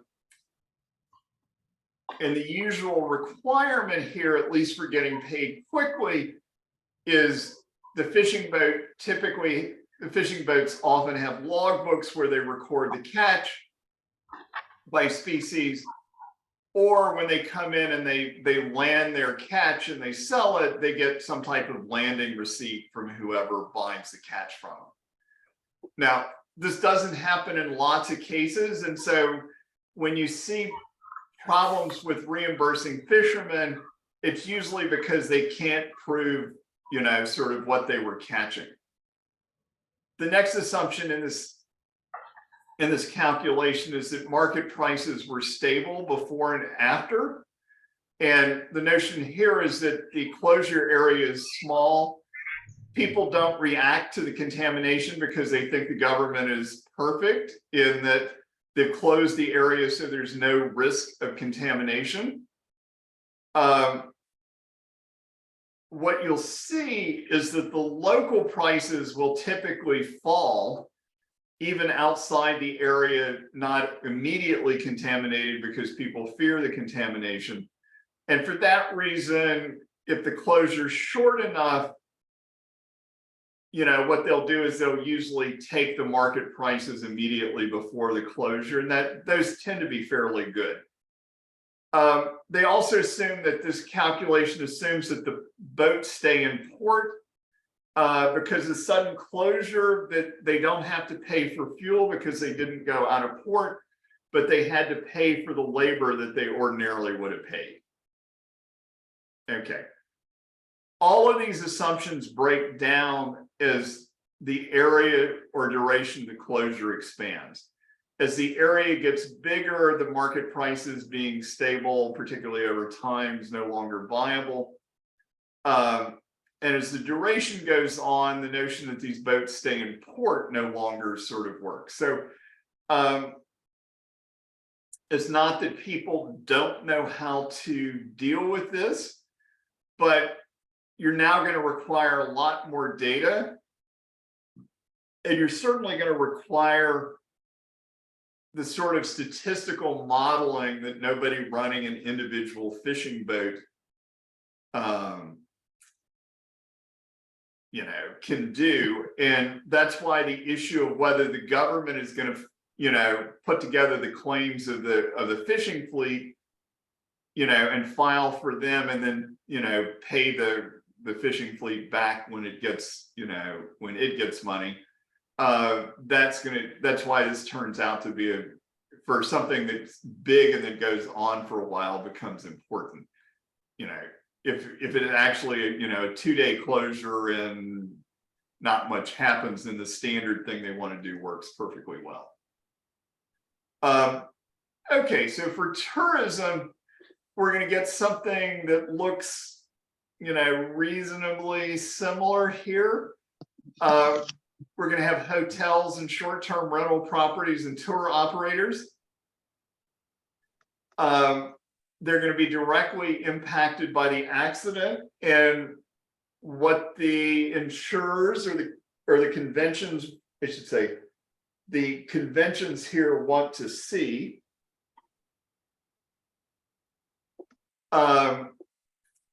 is. Richard, I have a question. Yes. In your previous slide, you told about this loss of fishery, and to estimate the loss, you want boat logbooks and landing receipts. Well, usually and/or. I mean, in other words, yeah. But the problem So usually is these are not available, or the boatmen are not willing to share this also. Have you come across cases like that where it is difficult to estimate the loss because of this? Well, in the BP Deepwater Horizon spill in the Gulf of Mexico, you had a lot of people who were fishing for shrimp, and I'm going to say that they did not have records because they think not a lot of this was going through distribution channels that that people didn't give them landing receipts for and whatever, and that turned out to be really hard. It took some of these folks 3-5 years to end up getting reimbursed. So the way the system works is if you have documentary proof, and that's usually taken to, if you have a boat and every day you have a book that you wrote down, this is how many, yellowfin tuna I caught, and this is how many, mackerel or whatever I caught, and whatever, then that tends to be easy. I mean, the thing they prefer is, this notion that the boats come into port and somebody buys the fish off the boats every day, and that often is not the case. But it's when they don't have records, these claims get complicated. Yeah, I know, but how have they been penalized or benefited even later? Have you any example of that?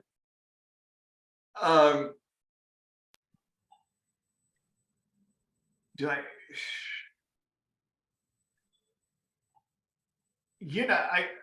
I unfortunately have to say that in a small spill, often these people simply just don't get reimbursed. The problem here is, you have to be able to basically show I was going out to the closed area, and I was catching, a certain amount of fish, because what they want to do is to say, you didn't get to go fishing, and so you're going to get reimbursed for the fish that you didn't catch. And so, it's, if you can't prove that you were going to that area and fishing and that you were catching some amount of, fish, where you typically, because the fish prices vary so much by what you're catching,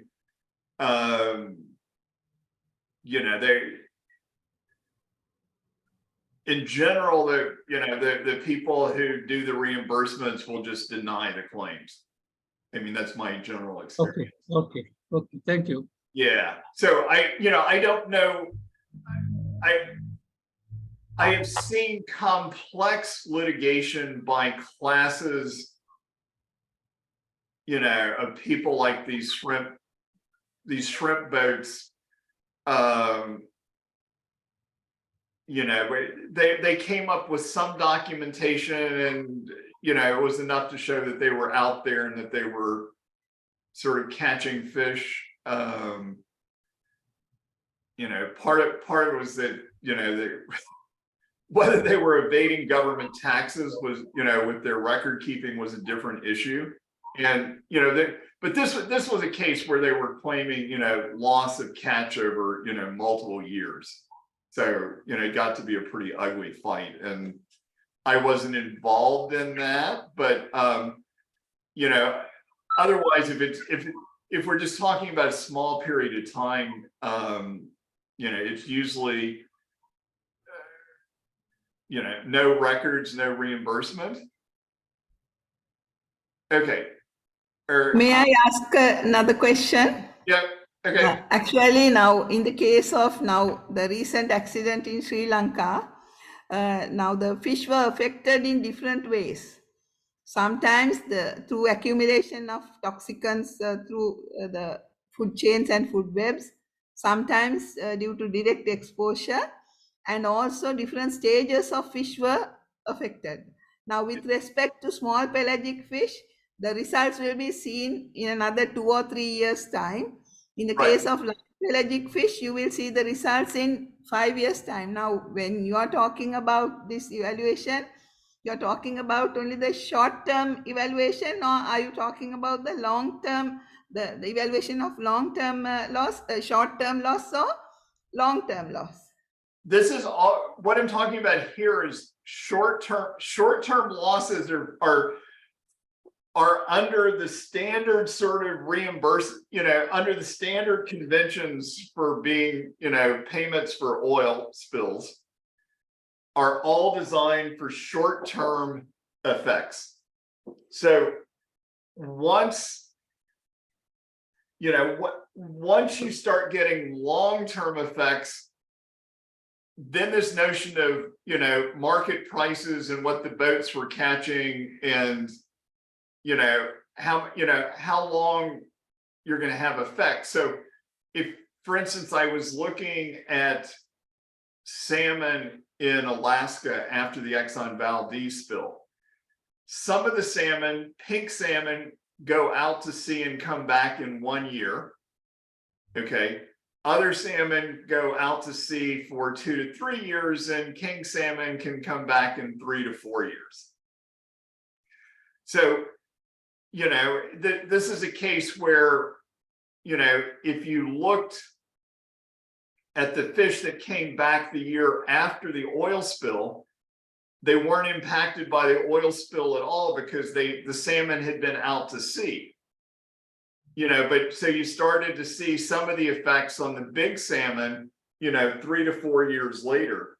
And then because you had reduced the salmon runs, you know, if the fish were on a 3-year cycle, you know, you saw the effect in 3 years, but then you saw it again in 6 years. And so, you know, it takes a long time for that to unwind. And so this is the case where, you know, the collection of damages to the fishery then had to rely on complex modeling, you know, to predict what was happening with the salmon and what, you know, what the boats were doing in the absence of various types of salmon being there. And so anyway, those claims were based over a long-term time horizon.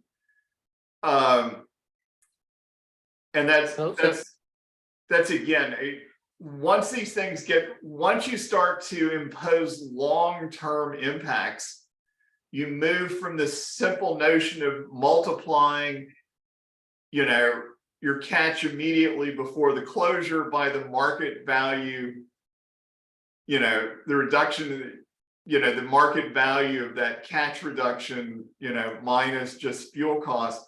This is a really simple calculation. Once you put into play, you know, closing fisheries for, you know, months or years,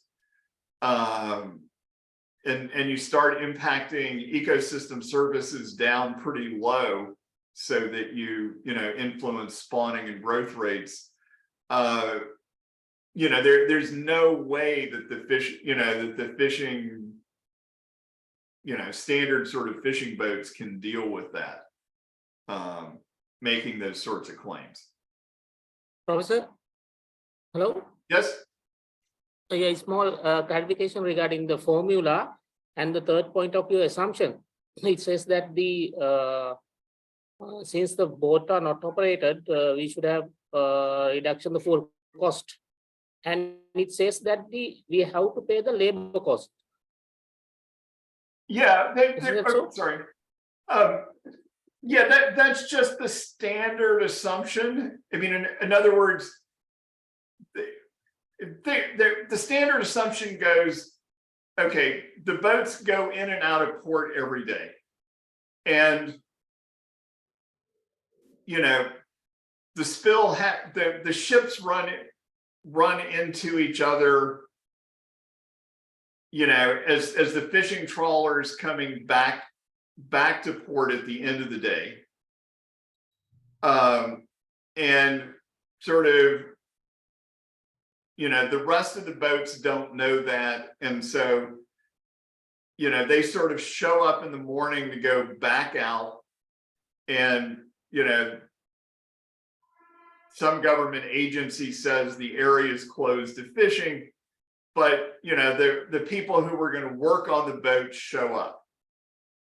Okay, so that, what's going to happen is if the boats were stuck, and we'll see this in the next slide, if the boats are basically, confined to the port, for multiple days, then the reimbursement process is going to want you to subtract the labor, the paid labor that the fishing boat owner would have paid. The reason is that we don't have like fixed labor cost or the salaries for the fishers. What we are generally practice is the proportion of catch, like a sharing system. If they go to the beach, yeah, they have a sharing. Yeah. So I mean, in other words, so if you have a catch share system, which is very common on fishing boats, then what should happen is that the fishing boat gets reimbursed and the crew gets, their share of the catch, because all you're doing is you're paying basically for the catch that they would have caught at market rate, and they didn't have to pay for the fuel costs. So, so this is a scheme that in the short run, if you've got a catch share system, then it means that, everybody who didn't get it to go out on the boat, should get paid in the normal way, because you're just paying people for the catch. Thank you, sir. Thank you. Yeah. Yeah. Okay. So tourism, what's going to happen is, here the oil is going to be coming ashore, and you've got hotels and short-term rental properties and tour operators. So what's going to happen when people hear that the beach is oil that they were planning to go to? Well, they're going to start canceling their rentals. And so the economic loss here that's easy to reimburse is canceled days times the booking rate. And then they want you to subtract off any expenses that you don't incur. So for instance, if you were giving people, as part of the booking rate, you were providing breakfast in the morning and the people didn't show up, you didn't have to cook breakfast in the morning. And in general, anyway, this is, again, you need records to show that basically the rooms were booked and the tours were canceled. And the problem here is that, you know, they want to say all reductions in room sales are affected by the cancellation. But what's generally going to happen is that the booking rate will start changing. In other words, people who were going to cancel because they were going to go to the beach part of the time, but then they were going to do other things away from the beach, will start trying to say, hey, you know, I don't want to pay the rate that you were charging me because I can't go to the beach. Will you take half that rate? You know, and that turns out not to be a cancellation. It also assumes that there are no impacts outside the directly impacted area. And what you see is once you start closing one area, the adjacent areas will start also getting cancellations. And here you're going to, you know, the assumption here is that the only impact is on the property owners or tour operators. And what's really happening is that they're going to be, you know, all those tourists were there supporting a lot of other businesses such as restaurants. And those other businesses that aren't getting cancellations are going to find it hard to get reimbursed. You know, and that's because, you know, they don't have anything easy to come and say, I lost these sales directly as a result of the closure. And again, you know, this can be, you know, there's a big group of researchers who model tourism, and, you know, they can say, look, you know, what's going to happen, even with the, you know, medium-sized spill, you're going to have, you know, you're going to have reputational effects over a bigger area and over, you know, a bigger time horizon.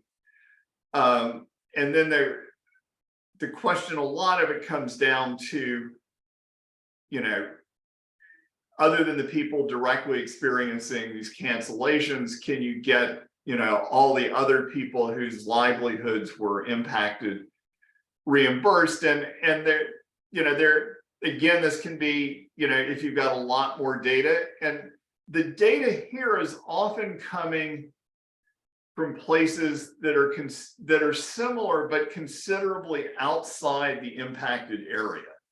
So you know, once the area gets bigger and once the time period gets longer, you need to find sort of comparative areas that weren't hit. And the modeling gets complex because if you're shutting down one area, you may actually cause increases in tourism in another area. But anyway, there's sort of people who know how to do that. So the implication of this is this direct use of market prices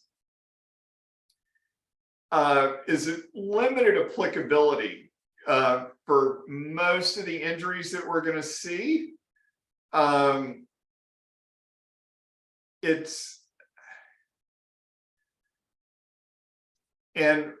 part of that is just this notion. Well, let me stop there. There are a few other injuries that are easily sort of reimbursed. For instance, if the fishing boats are in the water and their nets get oiled, then they're very easy provisions for you to, you know, pull the oiled nets in and take pictures of them and, you know, turn in the pictures with, you know, along with claims for buying replacement nets.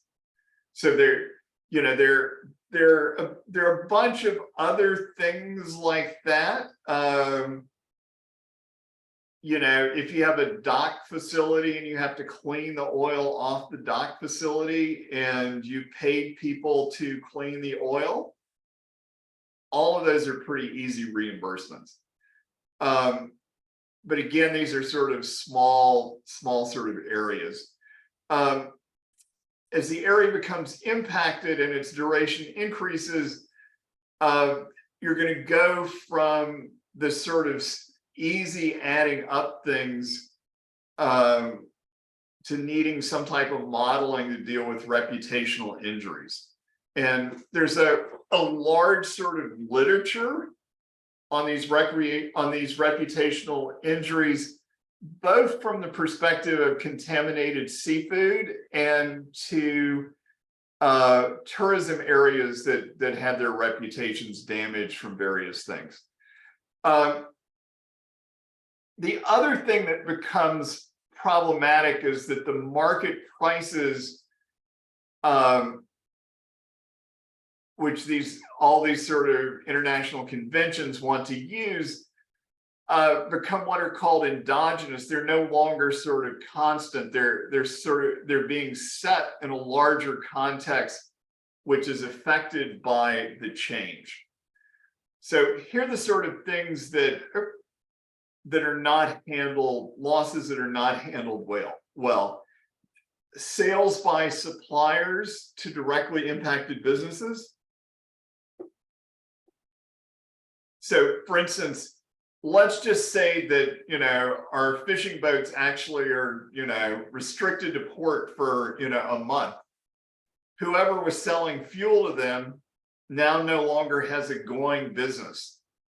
If that was what they were doing, was fueling up fishing boats, now they haven't sold any fuel for a month. Losses of sales by complementary businesses such as restaurants, and losses of tax revenue by government, which there's some provisions to collect, but anyway, these turn out to be somewhat hard to do. And the way to deal with these is with what's called a regional input-output framework. And I'll show you an example of this tomorrow near the end. So what is a regional input-output framework does? Most governments have a input-output model, and it says, here are the sectors of the economy, and they're taking inputs from various sectors, and each sector is producing output. So anyway, every sector enters as an input, and almost all the sectors, plus consumer demand and government demand and whatever, are there on the output side. And anyway, what these things do is they will take losses in one sector and show how they impose losses on other sectors that supply them in some fashion. Okay. Anyway, the people who do the reimbursements do not like this sort of model, because it sort of extends these claims from the people who were directly impacted. And their notion is that none of these things are big enough to have these sort of what they would call spillover effects, and that turns out to be a good assumption as long as the area impacted is small and the spill doesn't last very long. Okay. Yes. And you gave a nice example of these restaurants whom the tourists from the hotels frequent. Right. Yeah, that's very common here, because most of the tourists, they come with room only or bed and breakfast basis. Right. And they walk around and have food in the restaurant that is fine on the roadside. Right. Definitely. And another example would be, these suppliers to the fishermen or fishery harbor, like transport, ice, all their losses. All sorts of things. Yeah, so many. Yes. Okay. Thank you. And anyway, again, if it's a one-day sort of closure, then this may not be hugely important, but if you get a closure that lasts any period of time, then the impacts on these smaller businesses, it particularly when you aggregate them up, gets to be very important.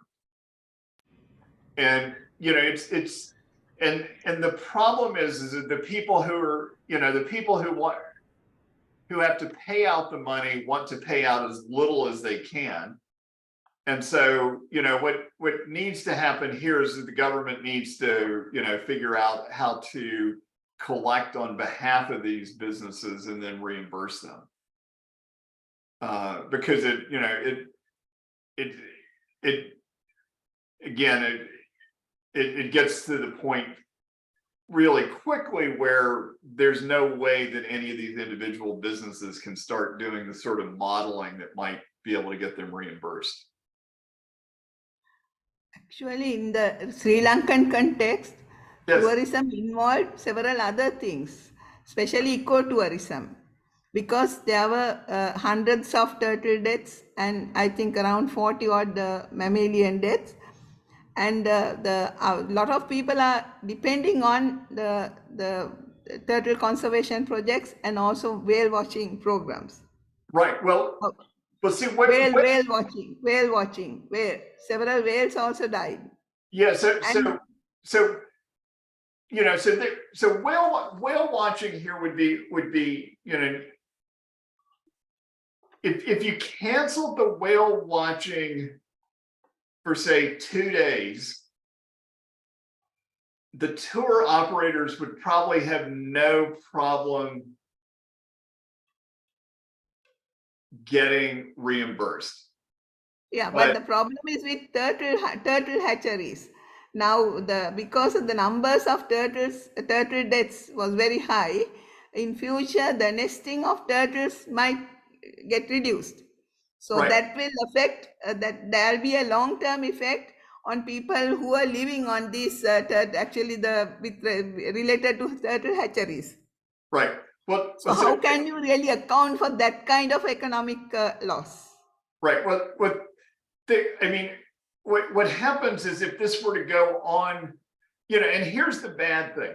If this were to go on very long, the people who do the reimbursements would expect the tour operators to, you know, not employ all the people who were going out on the whale watching boats. And they would, you know, they would start, you know, thinking that the people cleaning the rooms were, you know, if you weren't booking rooms, then you didn't need room cleaners, you know, and that's, you know, that's where you get into all the small people basically get hurt because, you know, they lose their jobs. You know, and and in particular, if this goes on for any length of time, you know, the hotels and tour operators and whatever are going to have to start firing their workers because they may not get reimbursed for a year or two. You know, because if the nesting was affected, that means it will even affect the future generations. Now turtles, or not one in thousand eggs will hatch to become an adult, actually go up to an adult stage. So when there were 400 odd turtles die within a very short period, the egg production and then the development to adulthood also will be affected. That means there will be a long-term impact on turtle populations, and the impact on these turtle hatcheries also will be a long-term effect.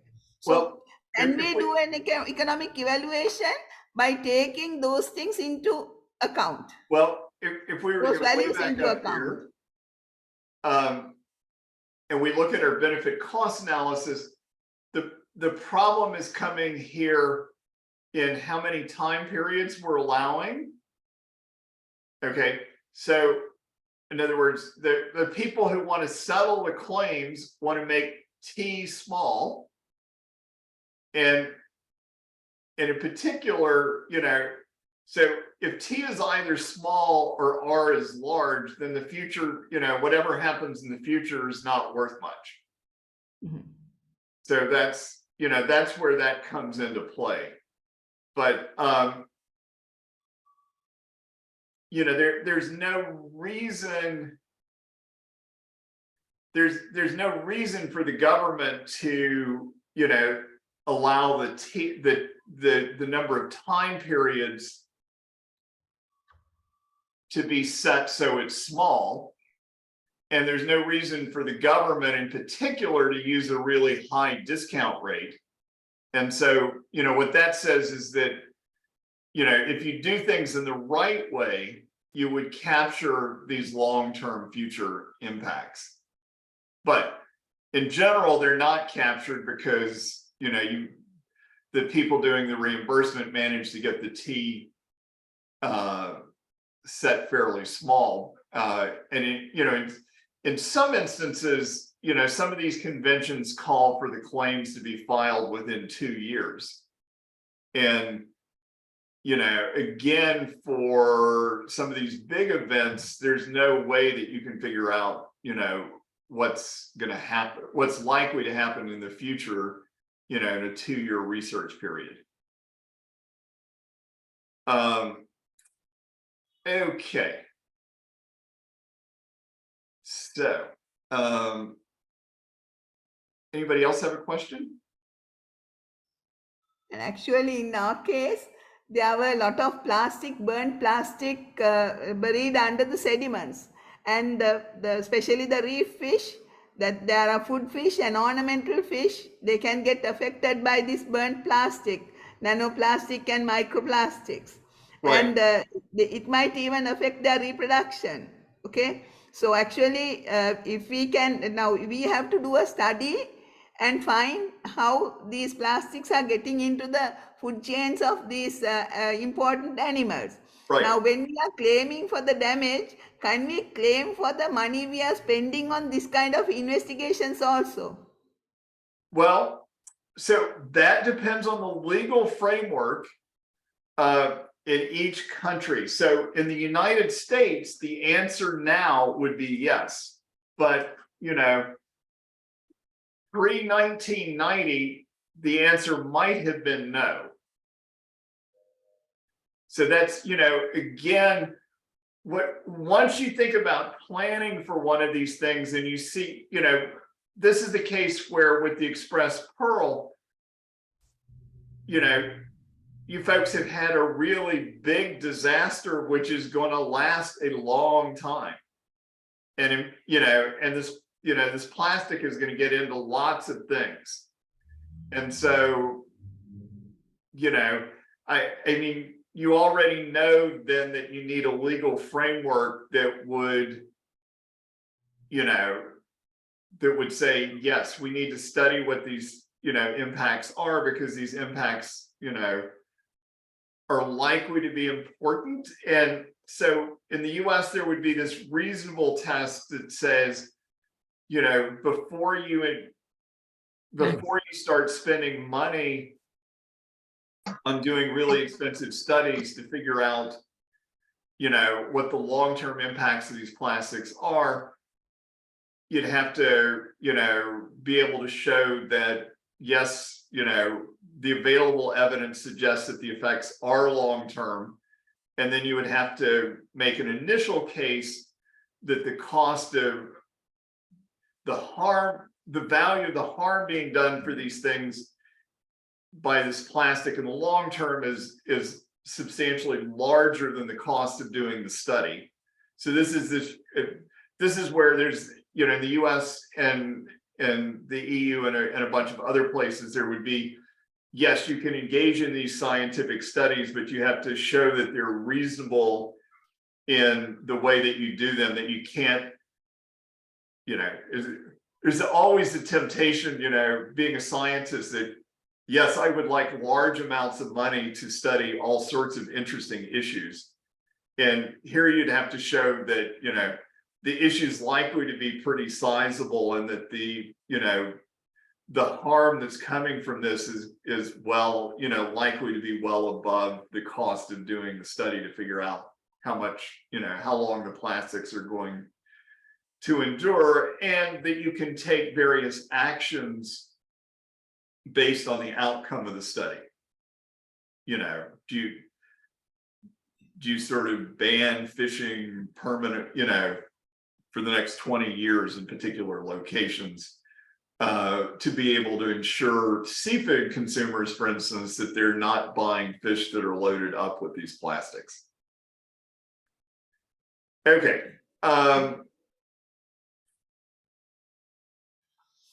So let's see. Now we're going to turn to the non-market valuation techniques, and I've just got a couple slides sort of saying where these things come from. A lot of the history of government public policy started with the United Kingdom, Great Britain, and the United States doing big water projects. So, you know, back in the 1800s, the British were doing, you know, some variant of benefit cost analysis when they were looking at putting dams on the Nile River. And the same thing happened in the US when the US government started building big dams. It wanted to know, you know, that these dams were worthwhile. And so there's sort of a history. A lot of this history comes about with government water projects, because originally these sort of dams produced irrigation water for agriculture and electricity. And what people found out over time was, you know, you have reservoirs behind the dams, and those are popular, you know, to locate houses on, and that there's a huge amount of recreation behind the dams. And so anyway, over time, economists got so they could value more and more things. So in the US, this had been going on for water, but in 1981, President Reagan issued an executive order mandating benefit cost analysis for all major regulations. These are same thing as now mandated or encouraged by many US states, many national governments around the world. Similar requirements by the World Bank and lots of the regional development banks. Asian Development Bank sort of heavily uses this stuff. And it's this framework that's saying what? The exact same techniques that the governments and big lenders are using to evaluate projects and policy changes are exactly the same techniques that we're now going to turn around and use in legal cases where we've harmed public goods. Because remember, what's happening here is all of these things are basically building or providing new public goods. And so it's then natural to say, in cases to harm to public goods for which a government agency is a trustee for the public good, you should use the same techniques for valuation. And what happens if you can't put things in monetary values is, in these benefit cost analyses, these almost always go in as zero. Occasionally they go in as infinite, which means there's a constraint that you can't do the project. And it just mentioned, that's not good. It says my internet can, hopefully that won't wait. Good, sorry. So early on in these dam projects, not valued were outdoor recreation, nor were there ecosystem services downstream from these dams, which were often not good. And anyway, obviously this clearly, favored dam building initially. And so you could see why there's sort of opposition, and some, people who wanted to build the dam were opposed to valuing ecosystem services. But anyway, things in most places, the economists know how to value most things now. And so in general, if you got enough time and money, you can hire good economists to figure out how to do all of this. Okay, we can think about tools for non-market valuation. And there are a lot of different ways to categorize these things. One is what you would think of as a bottom-up approach, where you try to come up with values for all the specific impacts to all the specific agents, and you just aggregate them up. The other way to do this is to think that, you know, I've got some holistic assessment of the project, and I'm going to try to value the entire set of impacts at once. The latter, if you can do it, is typically better, but anyway, often harder to do. And the reimbursement folks definitely prefer the value the specific impact type approach.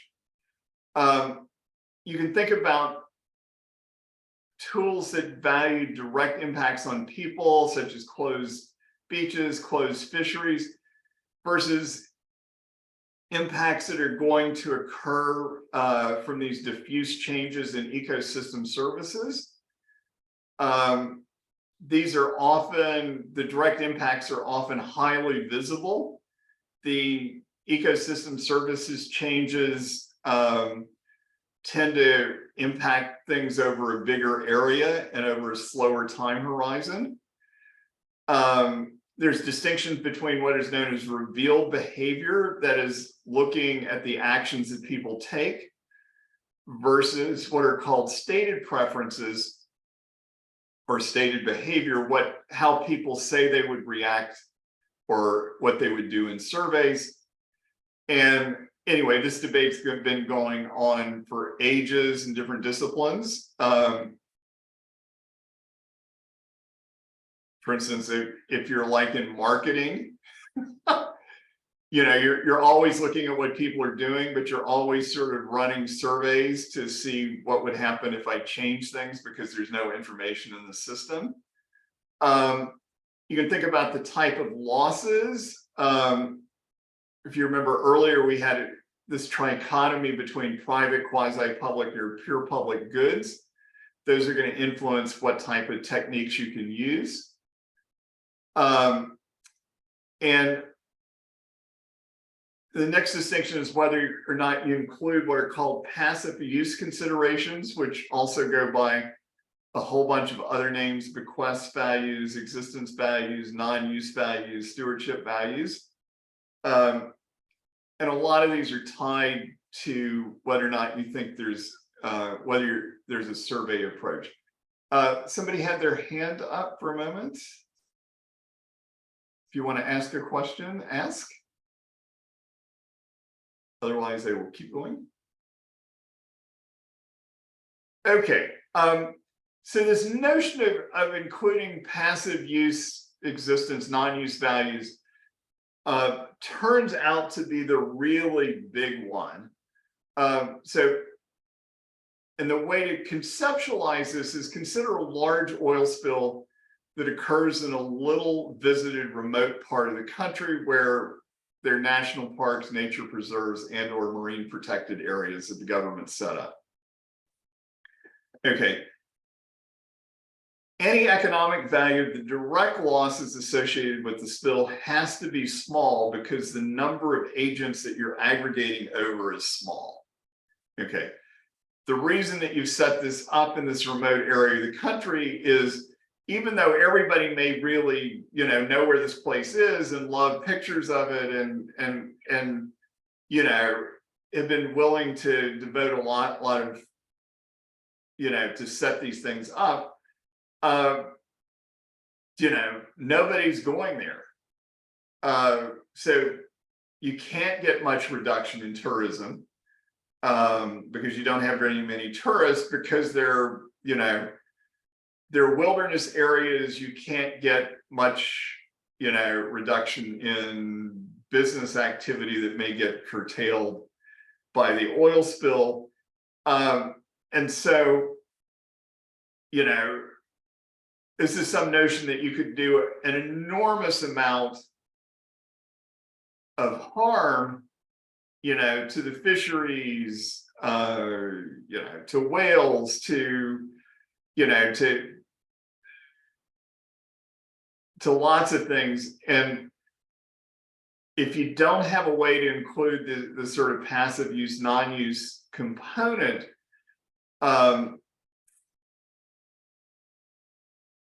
then, you know, just by the nature of this injury, its value can't be very high.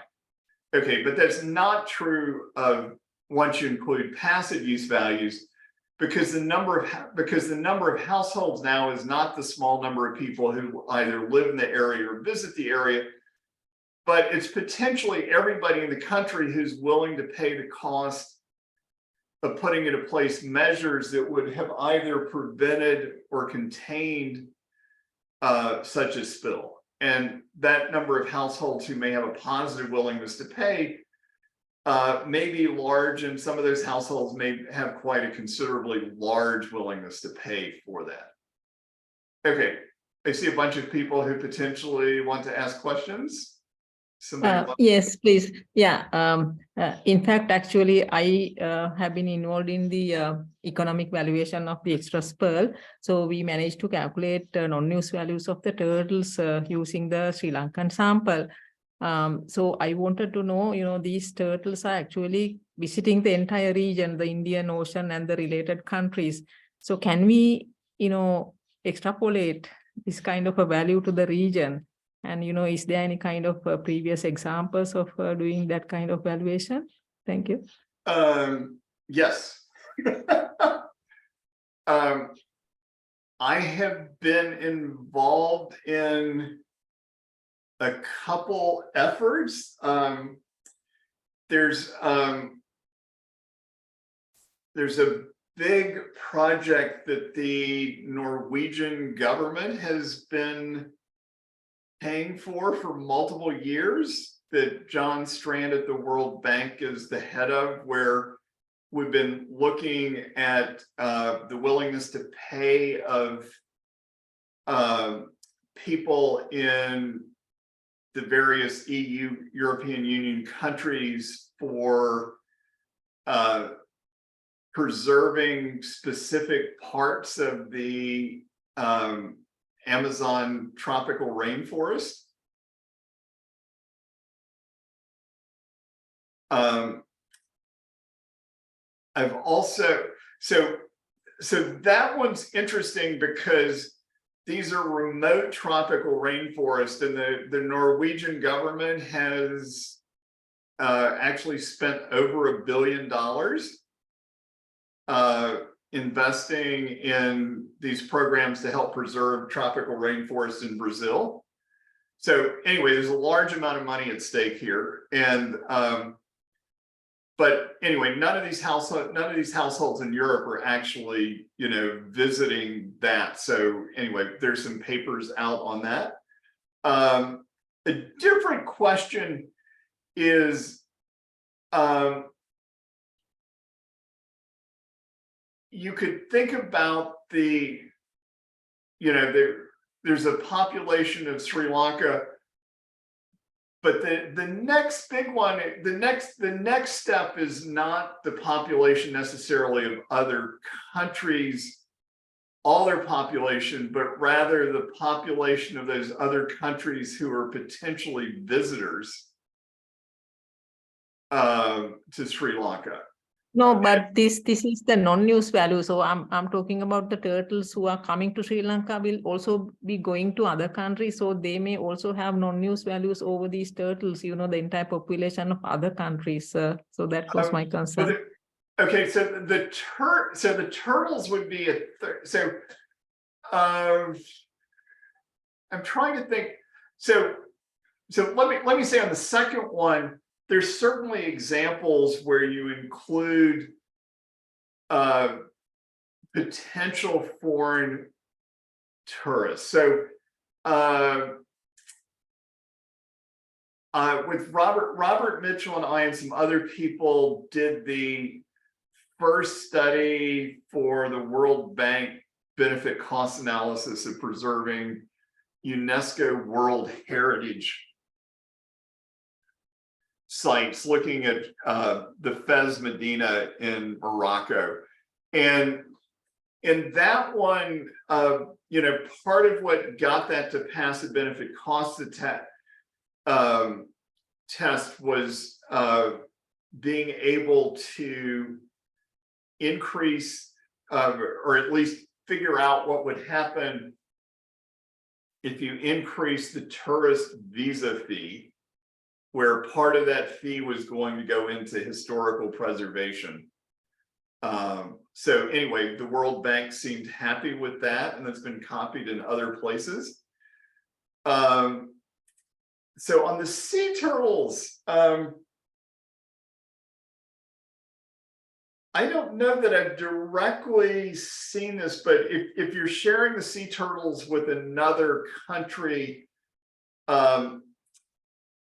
it wouldn't surprise me to see that there's studies that do that. I know, for instance, I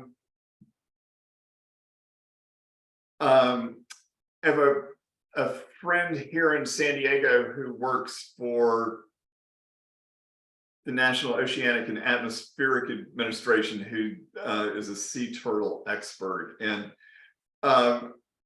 the US is putting up money in a number of other countries, for instance, in the Caribbean, to help protect the sea turtles. And I know that some of the money from the settlement in the BP oil spill, because there were lots of sea turtles that were impacted, went to help preserve habitat in some of the other places that the sea turtles went.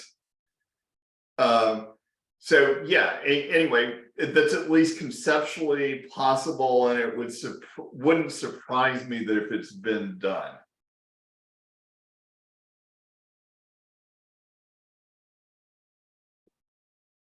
Okay. Anyway, other questions? Yeah, thank you. Yeah. We've got a lot more. Anybody else here want to ask a comment? Ask a question? Yes, Richard, I think the same question will apply to the marine mammals also, which have been affected by.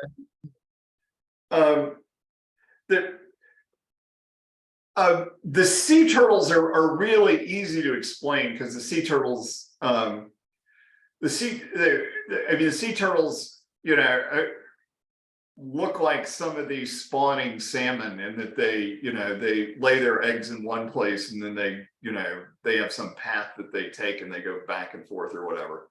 And so, you know, in that sense, if you know, I don't know where the sea turtles here migrate, but wherever the sea turtles are, you know, the other country or countries involved, if the plastic is a threat to the sea turtles and there's some way to deal with the plastic problem, it may well be that people in the other country care too.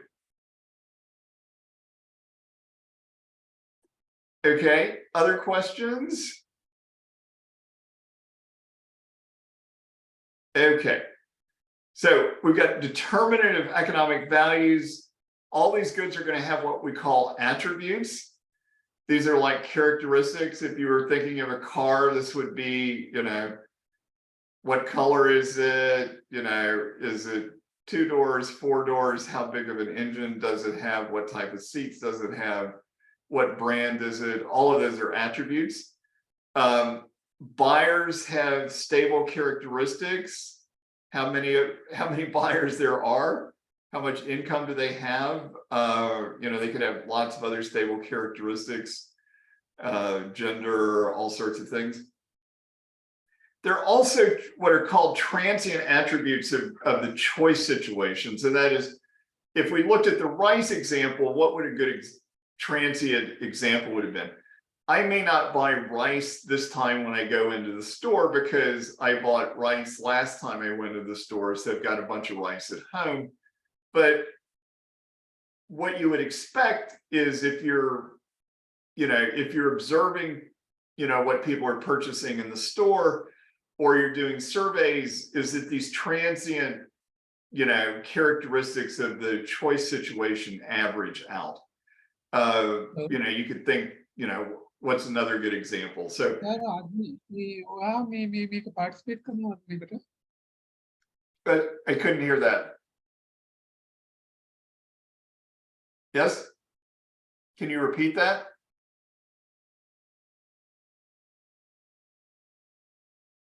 Yeah, please continue, Robert. Yeah. Okay, yeah, so, the drinks that people want in hot weather are different than cold weather. And so anyway, you would just think those average out in the usual fashion. Okay, so let's look at the non-market valuation toolkit. The most commonly implemented approach are what are known as contingent valuation surveys, including one of its variants, which are called discrete choice experiments or choice experiments. And the reason it's the most commonly implemented approach, in this sense, they've been implemented in 120, 130 countries and thousands and thousands of studies, is what they effectively do is create a missing market. So the problem with, say, the sea turtle example is there's no real market out there that you can go and buy sea turtle protection. But you can create that in a survey context. You can create a government program, and for instance, you can have people, vote on it in the sense of how would they want the government agency to react, and if the government adopts the program, it's going to charge everybody, and if the government doesn't adopt the program, it doesn't charge anybody.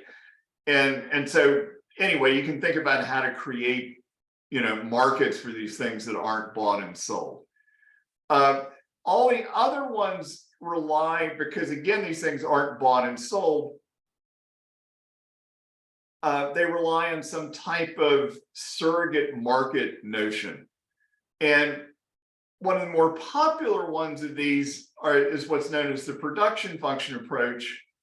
And under the production and function approach, there's some environmental good that influences the output of something that's marketed. So classic example is temperature influences agricultural production. If we're selling maize or whatever, then the maize has a price. And if I can observe the agricultural production with different temperatures, I can figure out how much the production of maize goes up. And I just look then at how much profits the agricultural producer makes with two different temperature regimes. Anyway, this is fairly flexible, and lots of the ecosystem services approaches turn out to be, I'm going to model what's actually happening sort of on the biology side that's going to change the production of something that's bought and sold.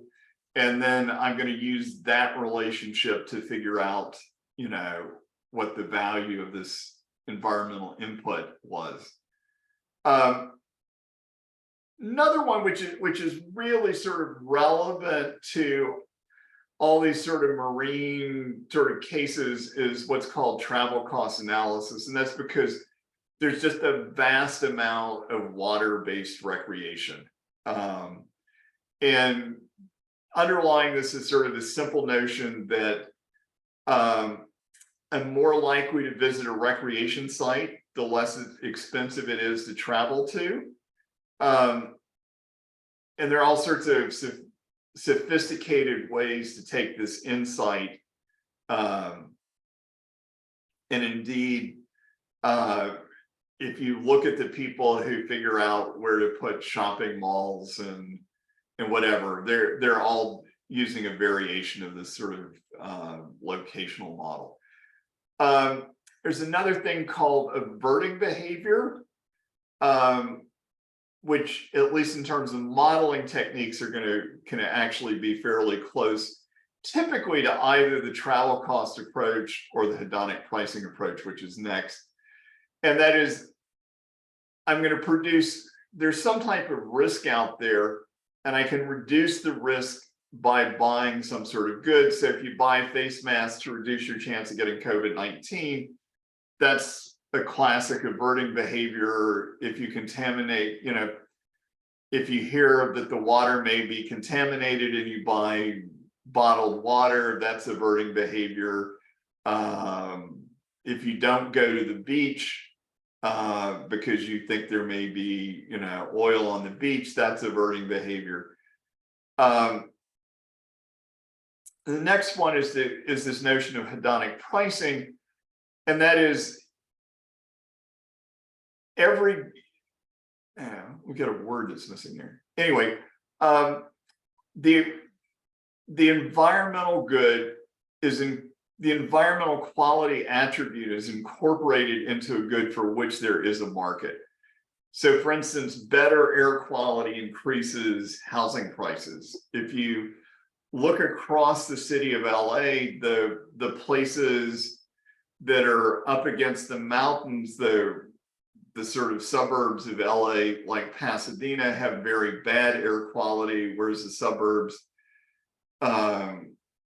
that are right on the coast have good air quality. But you know, LA is a huge area in an enormous city, and there's all sorts of variation on air quality. And so you can develop statistical models that says, what if I take a statistically equivalent house, and by that I mean, you know, the same number of rooms, the same number of access to highways and schools or whatever, and I simply move it statistically to an area where there's better quality, how's that going to predict that the price of that house is going to go up?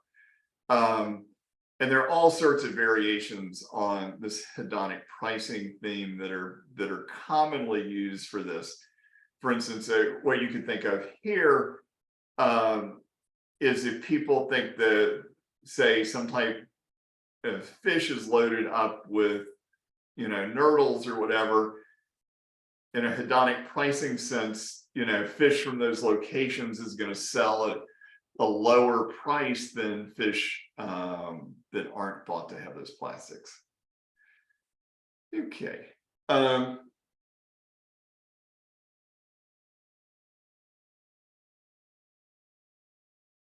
So anyway, I've given everybody here's a good set of references on all the techniques that I'm going to be talking about.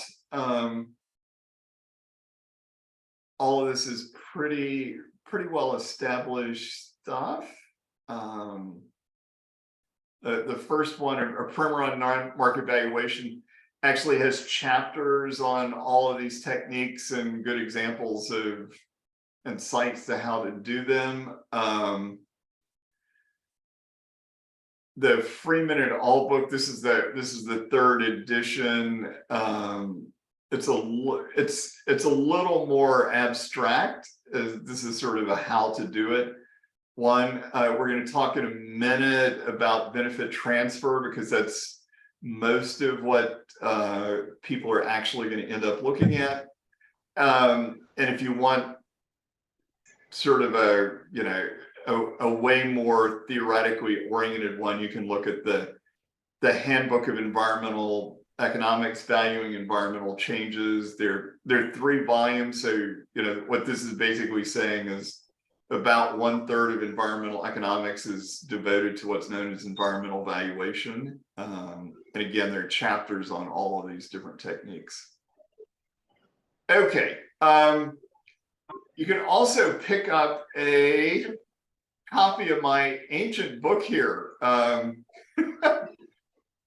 which anyway, this is using surveys to value public goods, the contingent valuation method, and it effectively codified the entire literature on non-market valuation, sets up the welfare economics of all these different types of goods.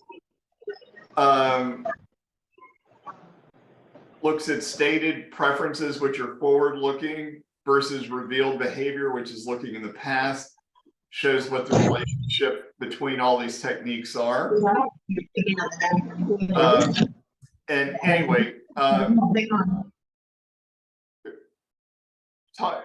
talks about moving away from thinking about what you're trying to do in these surveys was to emulate a private goods market to that of a political market for public goods.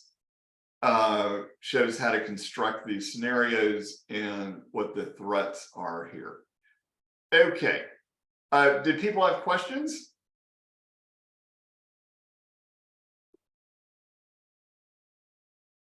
Hello, sir. When we taking some unmarket value for one, we suppose if we get a turtle, we measure the value of turtle from the willingness to pay for conservation and travel cost method as well choice experiment method. Then how we can aggregate these three values? Sometimes they may be measure same thing, or to avoid these repetitions. Can we aggregate these three values to get real value? Well, I should say in general, the answer is no. You can't aggregate the estimates from the different techniques to get the value. But what you do know is how the estimates from some of these techniques are related to estimates from other techniques. So what's typically happening is that some of these techniques are including either different groups of people, they're including subsets of the particular things that can give rise to value.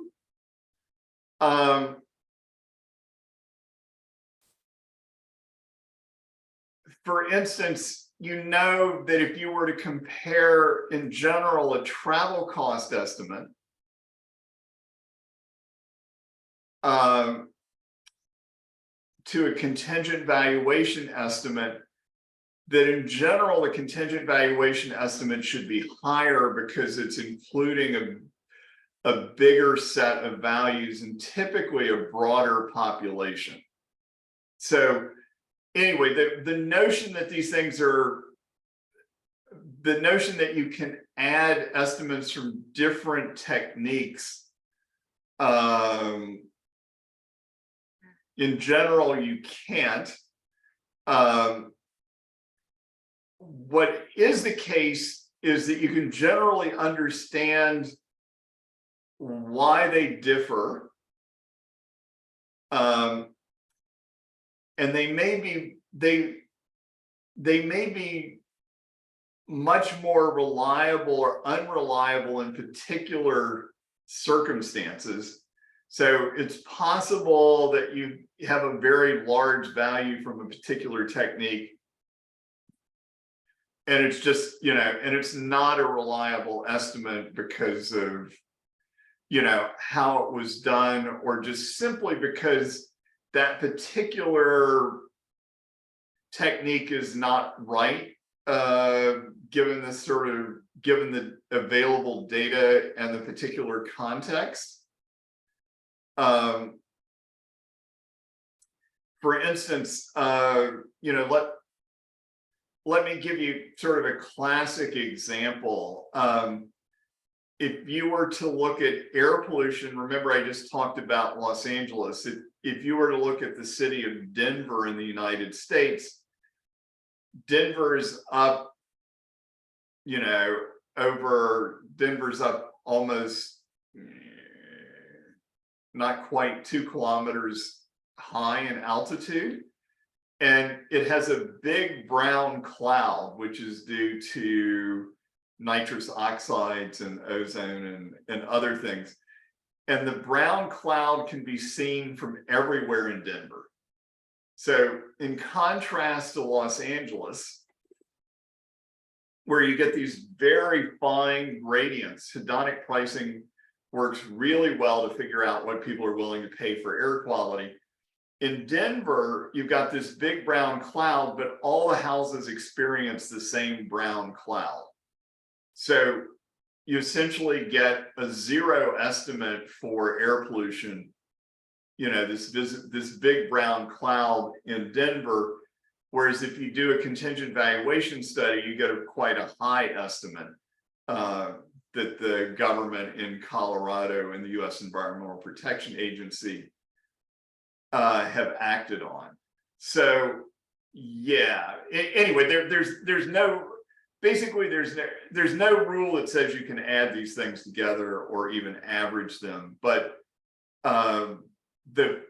you know, to people who've been doing these things for a long time with a lot of experience, they can usually look at a situation and tell you what things won't work, and then they can usually tell you what the relationship between the estimates of the different techniques are.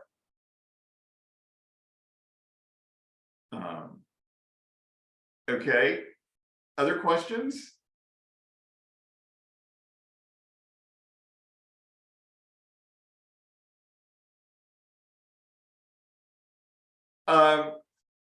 Should we take it? Can we take a real quick break for about 10 or 15 minutes? Yes. No. Yes, but now it's, yes, yeah, okay. Oh. When you come back, we will start again, okay? Yeah, so why don't we come back at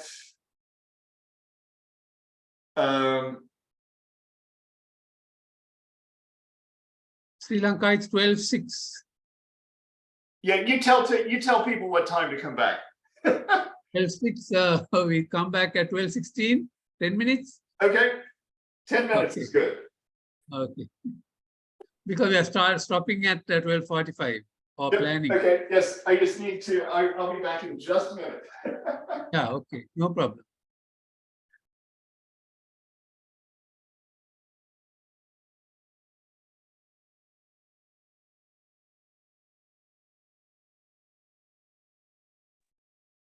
Hello, everyone. It's almost midnight in Professor Carson's home. So we'll try to finish by 12:45. If you have any questions while he's talking, you can interrupt and ask. Maybe we'll have only about half an hour of lecture after this, after the break. Okay, thank you. Yeah, thank you. And also, I'm Prashanti here. Can you also share the link with us for the tomorrow, there's a Friday tomorrow session again? Okay, There's another okay. session. Yeah. Okay. And can I also know that, you know, how this arrangement has been made with Professor Carson, this whole thing? Actually, this is a collaboration between the University of San Diego and NARA through an ADB funded project, mostly for marine disaster,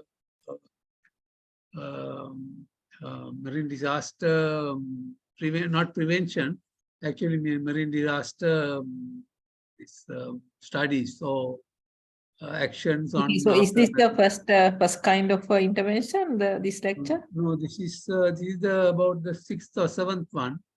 And because all the others, they were present here physically.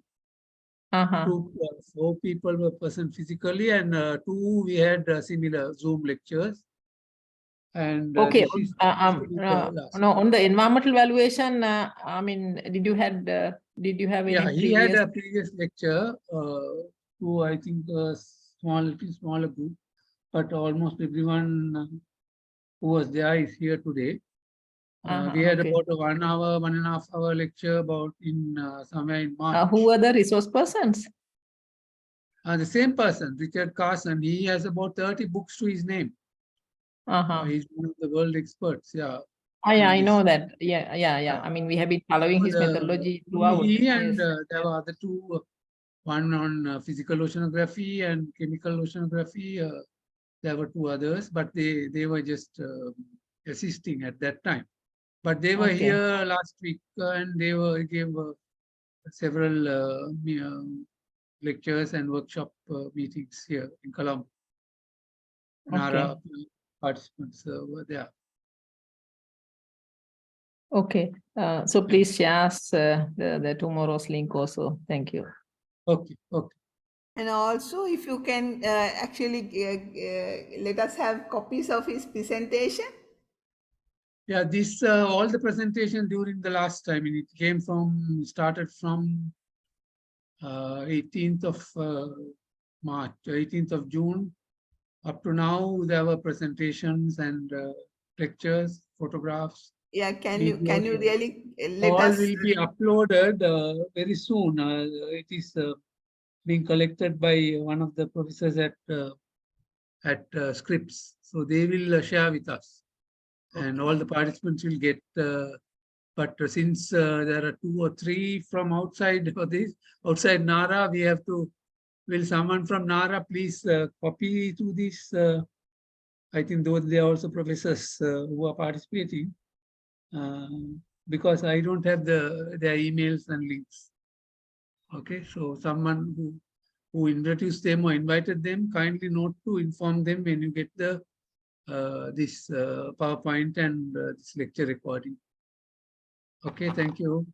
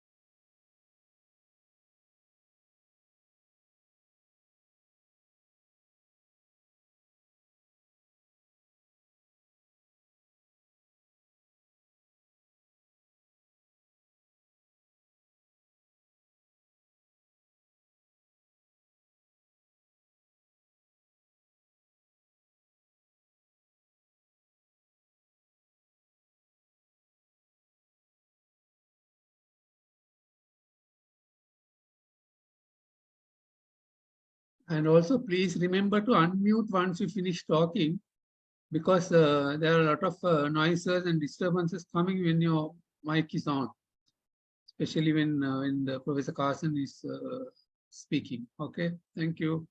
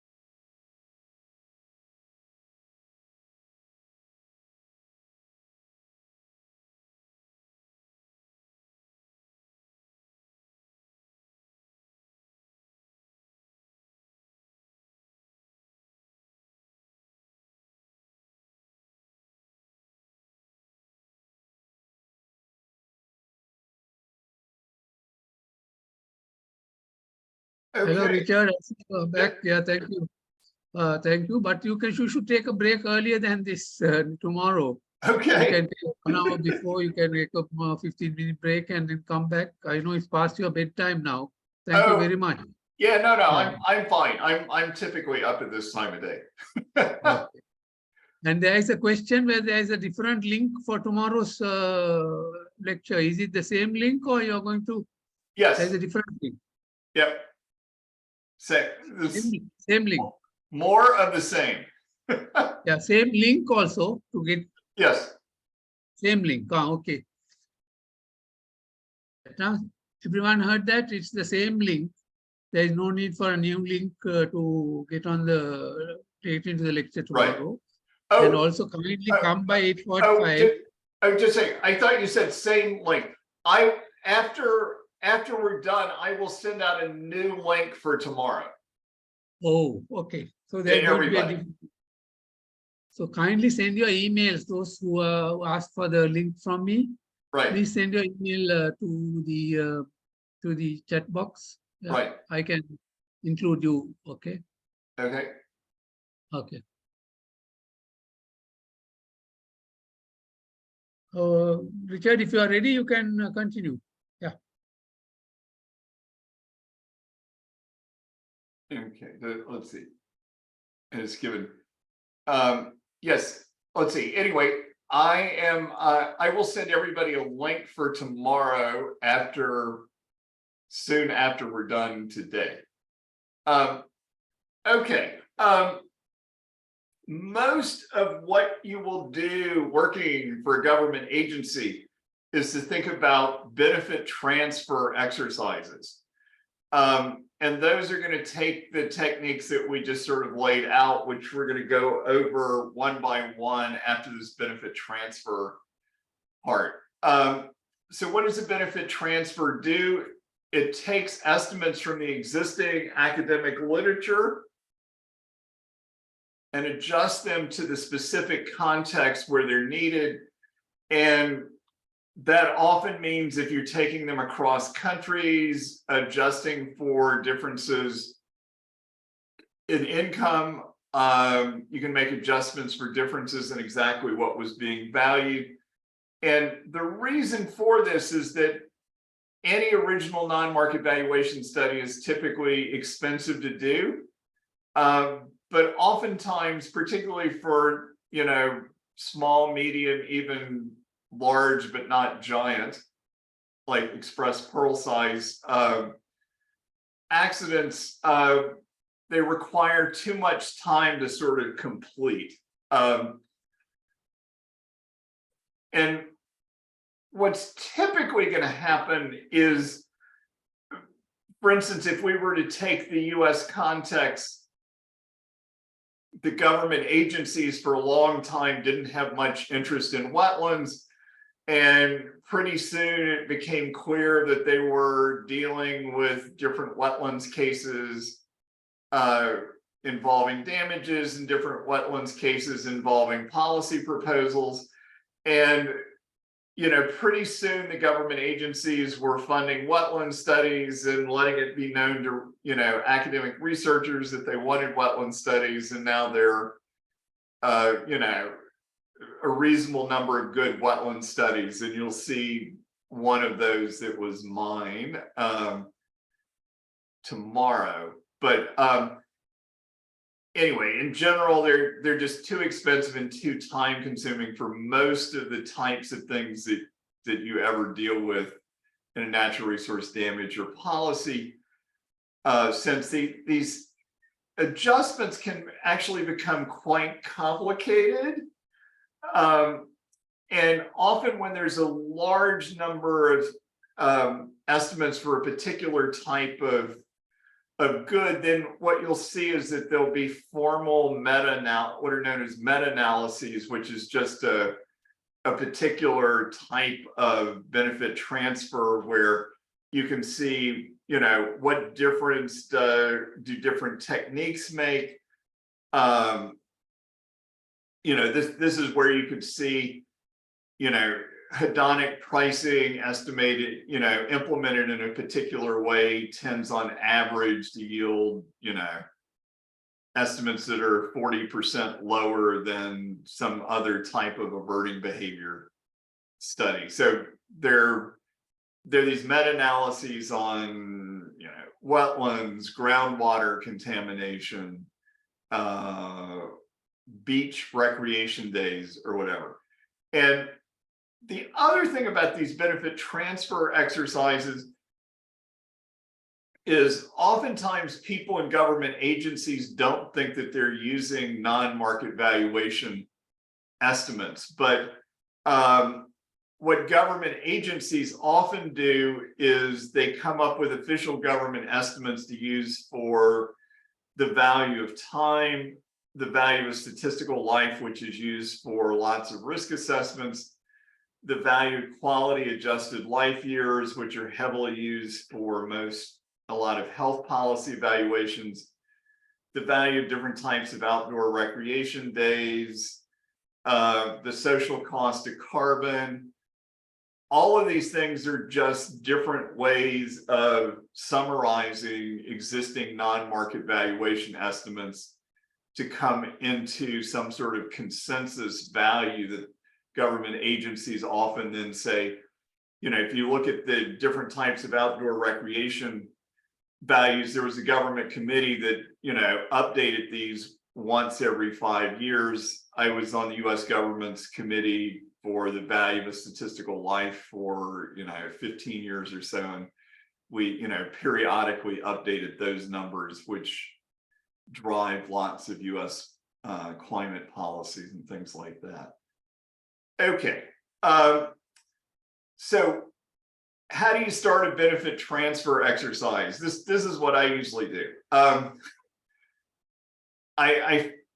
You want to find studies that place an economic value on a non-marketed good similar to the one you're now interested in. I always just go to Google Scholar, look, type things in, look at what comes up. If you find current papers, you can read those to find the earliest studies. And then search on papers that cite these really early studies, and that'll give you a pretty good selection of what's out there.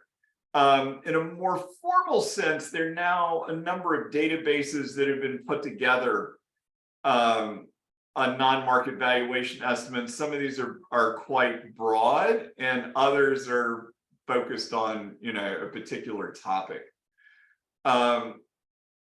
The oldest of these is known as EVRI, Environmental Valuation Resource Inventory, which was done by Environment Canada with the support of the European Union, US Environmental Protection Agency, most of the big development banks.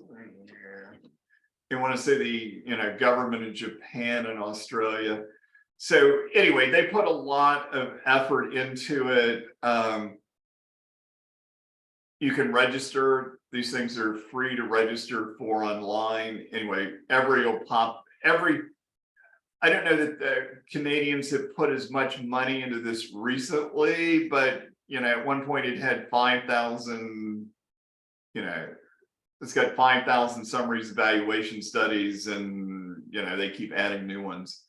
So you can type in, I want wetlands and I want coastal wetlands or whatever, and it will pop up what's, what they have. There's a Dutch nonprofit that's called Environmental Systems Valuation Database. This is basic. The difference is EVRI is really good about having sort of all the old classic studies because,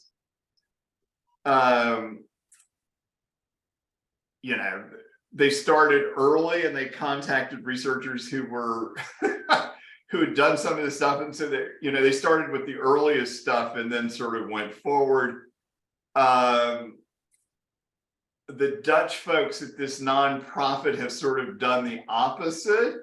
they've taken much more of an ecosystem services approach and started with the most recent studies rather than going backwards.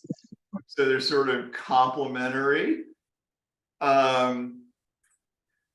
Another really good thing is Stanford University has what's called the Natural Capital Project, and they actually have lots of downloadable software. This is pretty good on the ecosystem services.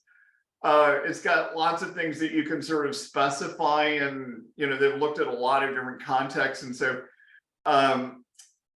in addition to providing a fair number of non-market values, but not nearly as sort of broad as which this is just like, summaries of lots of different studies and lots of different values or whatever.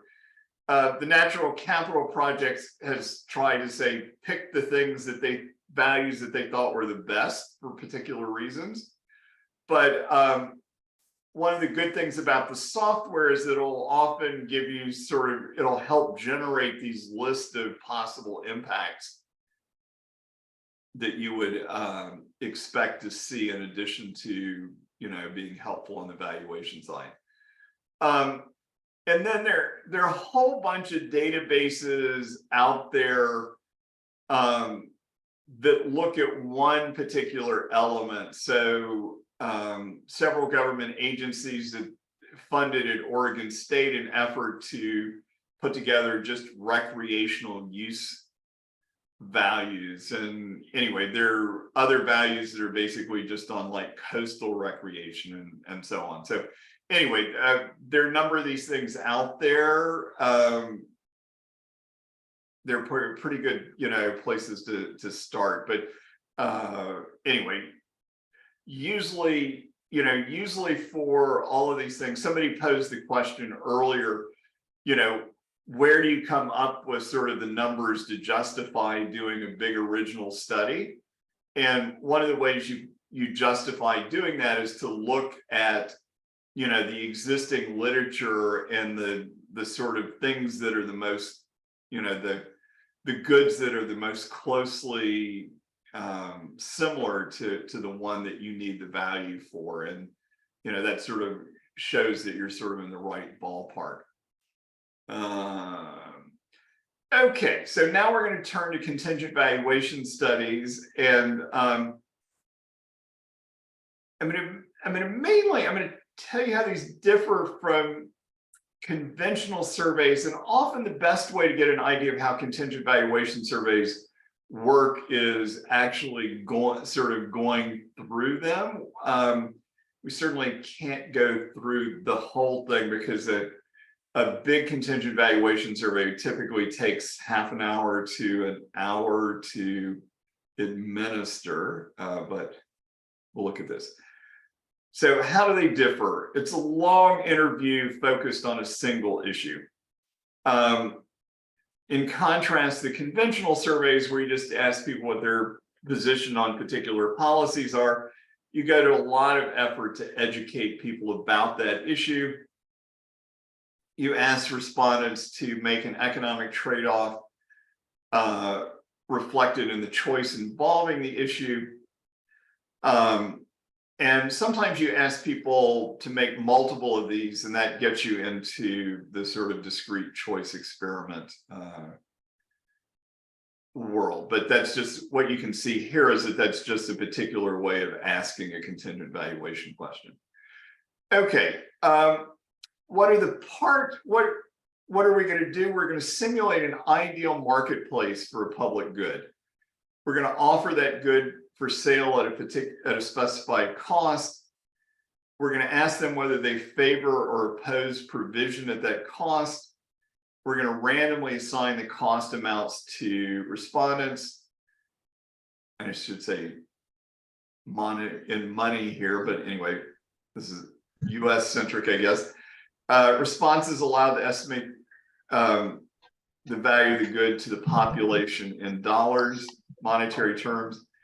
And we're just going to trace out this demand curve, the percent favoring as a function of cost.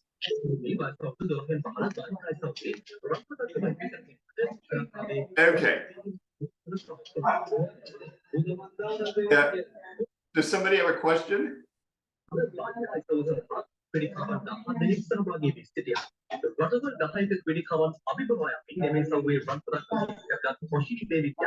Please, participant who has not off the mic, can you please do that?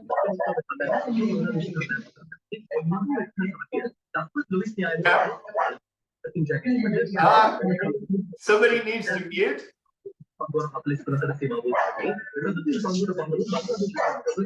Somebody needs to mute their mic.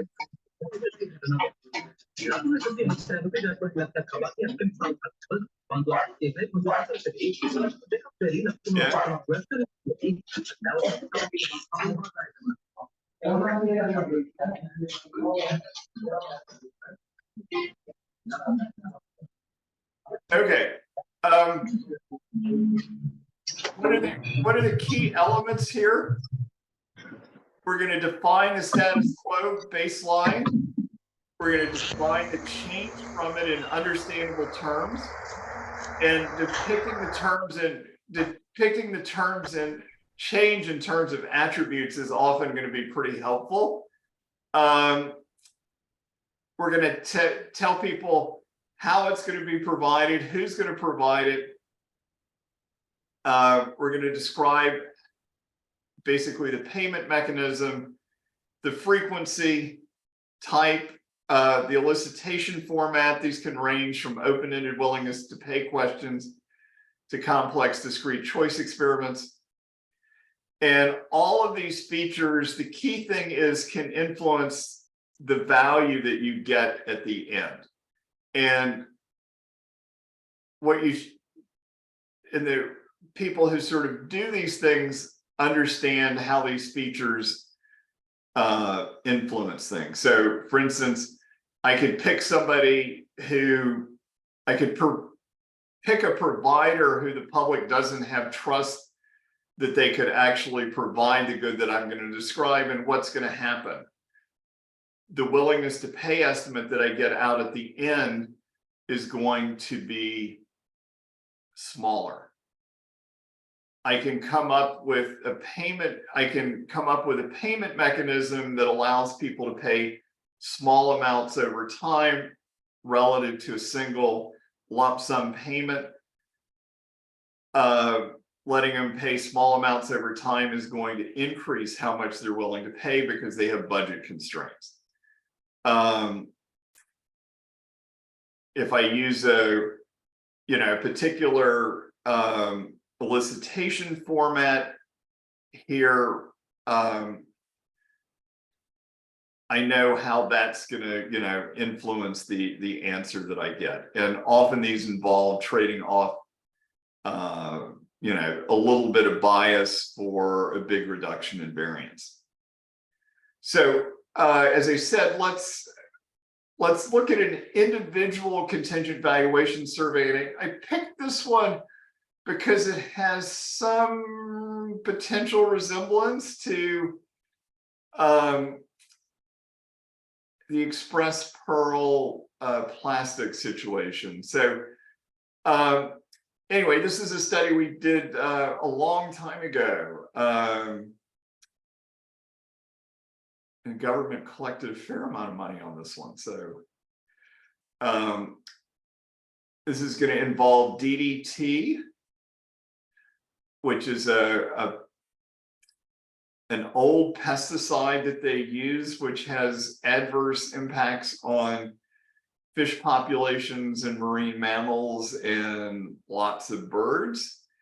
So we're going to explain the injuries. We're going to explain a plan to repair those injuries.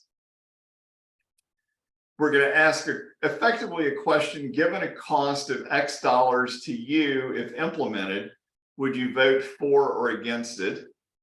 And we're going to measure potential predictors of the vote. Okay, so for one of these big studies, this is just going to give you some idea of how involved this was. So We did 14 focus groups with 10 people each. We did 100 plus what are known as one-on-one in-depth interviews. We did 12 pre-tests with 50 people each, 4 pilot studies with 400 people each. That was basically, we interviewed over 2,000 people in preparing for the survey. And we're going to interview several thousand more during the survey. So the respondents are going to get read a lot of text. And the text is going to describe all the sort of injuries, how DDT, and actually there's another chemical, PCB, which is which went out in the same effluent stream. But what you should note here is that there are a bunch of places that say show card, whatever, and it says, so the interviewer's giving all these things. And so this is a survey for which they're both words, but people are very visually oriented. And so this is a story that we're going to tell people largely in pictures. And one of the first things that you do is get people orientated to this. And I will say this doesn't show up. This was in a giant sort of picture book that people were shown. But this is the state of California. It's divided into the North Coast, Central Coast, and South Coast. We're going to be dealing in the South Coast. What happened here is that all this DDT and PCB went out the Los Angeles County sewer system, and it's going to impact this red area. So the interviewer is basically pointing to this red area, and it's showing, you know, people in California know where Los Angeles is, but it's got the other cities and whatever. It's then going to say, okay, there are 2 major fish in the South Coast region that have been infected, that have been impacted by the DDT and PCBs. And so what do the DDT and PCBs do? It reduces the ability of these fish to reproduce, and hence their populations. And so anyway, there's text in the survey that describes those. But anyway, we showed people what these 2 fish look like.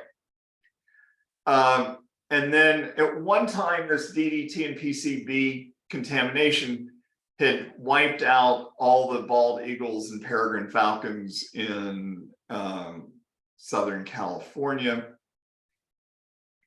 So we tell people whether these species are currently listed as endangered. And so we tell people that the white croakers and kelp bass are not, but in California, the bald eagles and peregrine falcons are. And we tell people that, you know, they want to know this in the context of other things. So we say, what's happening in the California and the rest of the US? And we say that the populations of these birds are increasing, but in Southern California, they're not increasing. So then we show people, so we said, here's this area, here's a blow up of the area. Here's how the DDT and PCB got out to where it is. We then have to teach people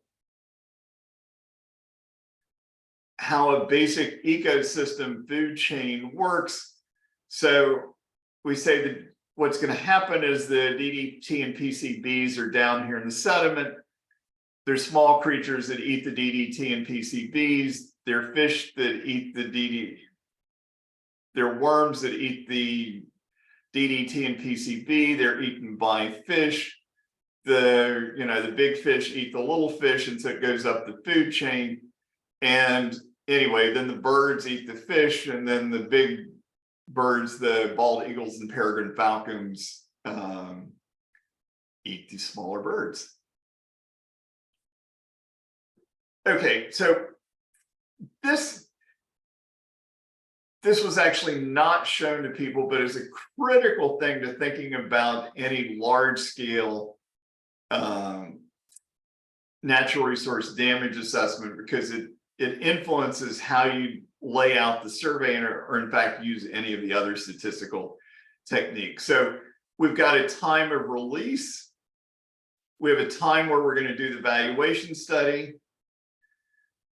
We're going to propose people a way to fix things, a restoration plan, but the restoration plan can't work immediately. The restoration plan is going to have to take time. And here's how long it's going to take from this TI when you implement it to when it works. And here's how long it would take nature to fix things if you don't implement this plan to speed up restoration. So in a simple sense, with the express pearl, you could think about doing what we do here, or dredging up the plastics, or in some way getting the plastics out of the system. So what you get here is a concept known as interim lost use value, with and without restoration. So what you're going to do is effectively value speeding up recovery. So how is recovery naturally occurring? You get sediments that are basically falling, and you have a 2-foot, not quite a meter layer of sediments that are full of DDTs and PCBs that came out of the sewer system, and it's slowly getting covered up. It's being covered up by 1 foot by 1994.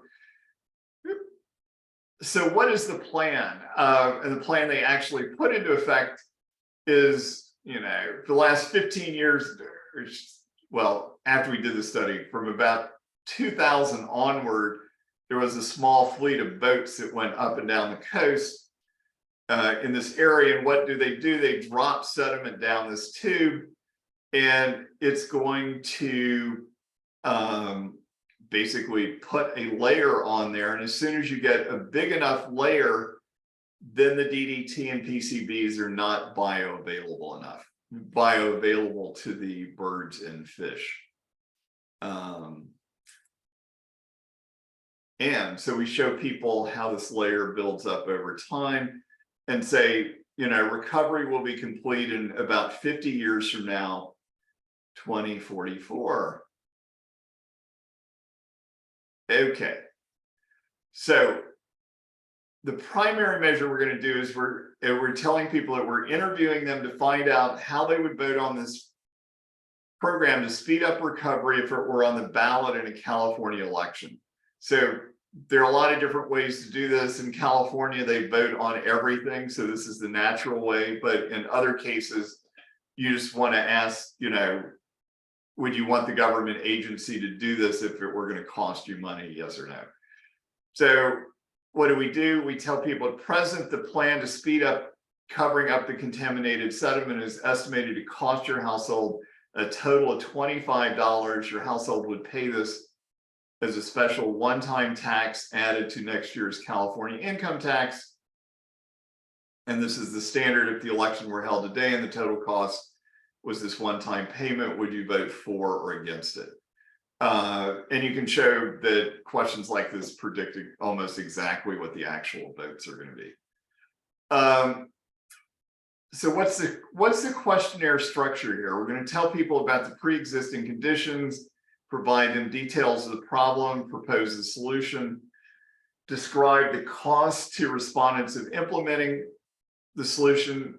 The respondent's going to choose to implement it or not.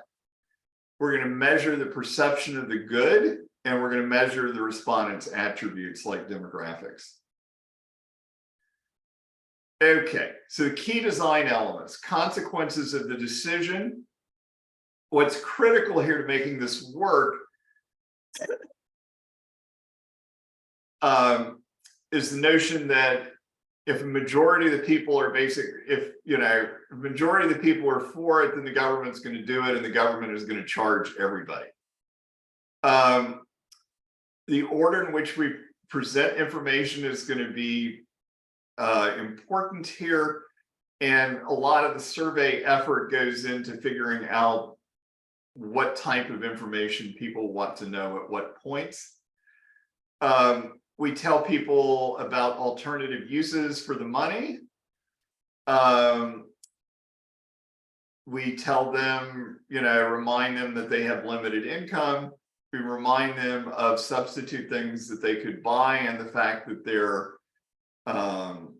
these fish are not endangered and that there are plenty of bald eagles and peregrine falcons outside of Southern California. We give lots of breaks through the survey and we ask people a lot of questions, to the effect of, are you understanding what we're telling you? We're visually engaging. A huge amount of this effort goes into getting understandable language, because the language that scientists and economists and lawyers talk in is not the language that ordinarily people use. We make people accountable for their decisions by basically reminding them that this is going to influence what the government is going to do. We use a referendum format, which is known to be incentive compatible in this particular circumstances, that respondents have an incentive to be truthful. They shouldn't say yes if they're not willing to pay the amount.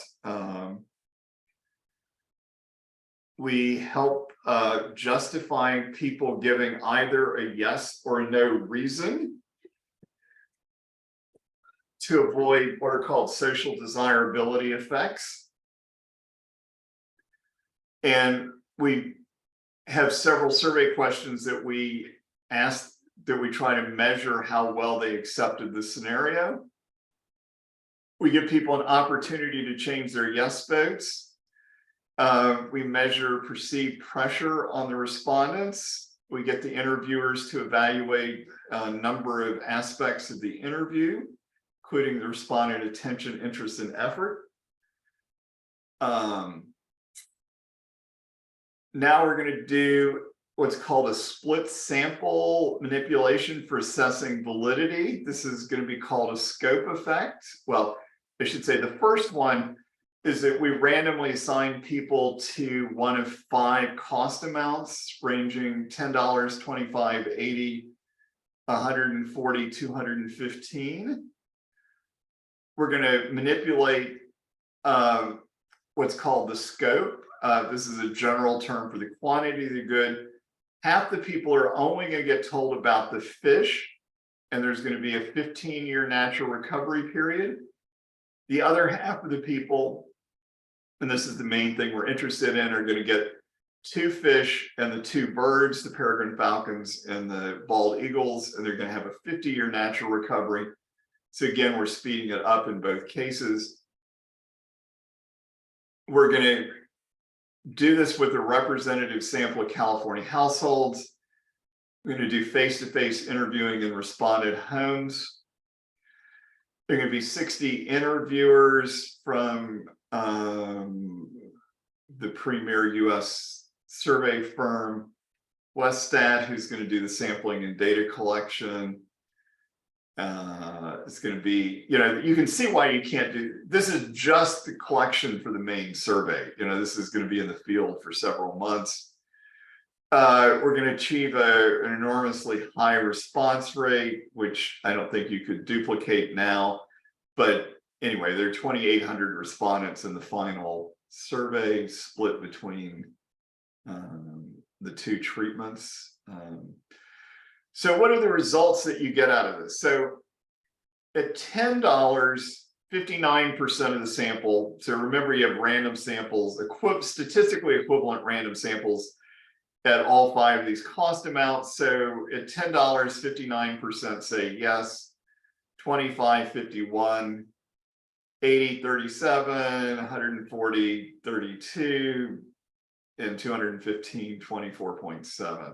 So this is, from an economist standpoint, this sort of looks perfect. This is a nice downward sloping demand curve. The impression that you get with, not quite 60 people willing to pay $10 is that you, of course, have a non-trivial fraction of the population who doesn't care about these birds or fish. And that's not going to be surprising because, you know, these people could live anywhere in California, even though most of the population lives in Southern California. Okay, we check whether the scope manipulation works by asking them about the perceived seriousness of the injury.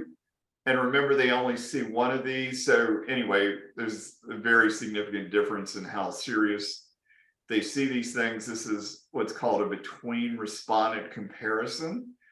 One of the things that you would get with the discrete choice experiment that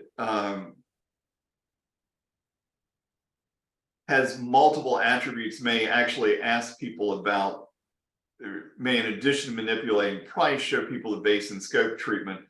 That would be called a within-person comparison. So a between-person comparison is way harder to pass. Okay.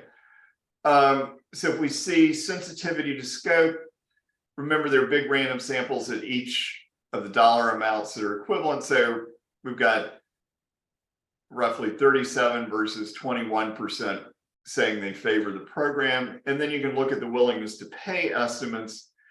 And so for the base version, the 2 birds and the 2 fish, we get an estimate of $63 per household with a really tight confidence interval, $2.54. And on the scope side, it's, you know, basically about half. And anyway, the test of whether there's scope sensitivity here is enormously significant. We predict higher willingness to pay for people with higher income. We show this as a nonlinear relationship. We show that the more positive attitudes you have toward the environment, the more you're willing to pay. If you believe the damage is more serious, you're more likely to be willing to pay. If you believe the cleanup program is more effective. If you believe the tax amount will end up being less, you're willing to pay a higher amount. We test for changes, controlling for this is a potential problem. If you support taxation to pay for public programs, always a controversial issue, you're willing to pay more. If you didn't pay California income taxes, you're willing to pay more. This is a group of people for whom the payment mechanism is not incentive compatible. So we basically set these people to 0. If you have confidence in the California government, if you think you're more likely to be directly impacted by the DDT PCB deposit,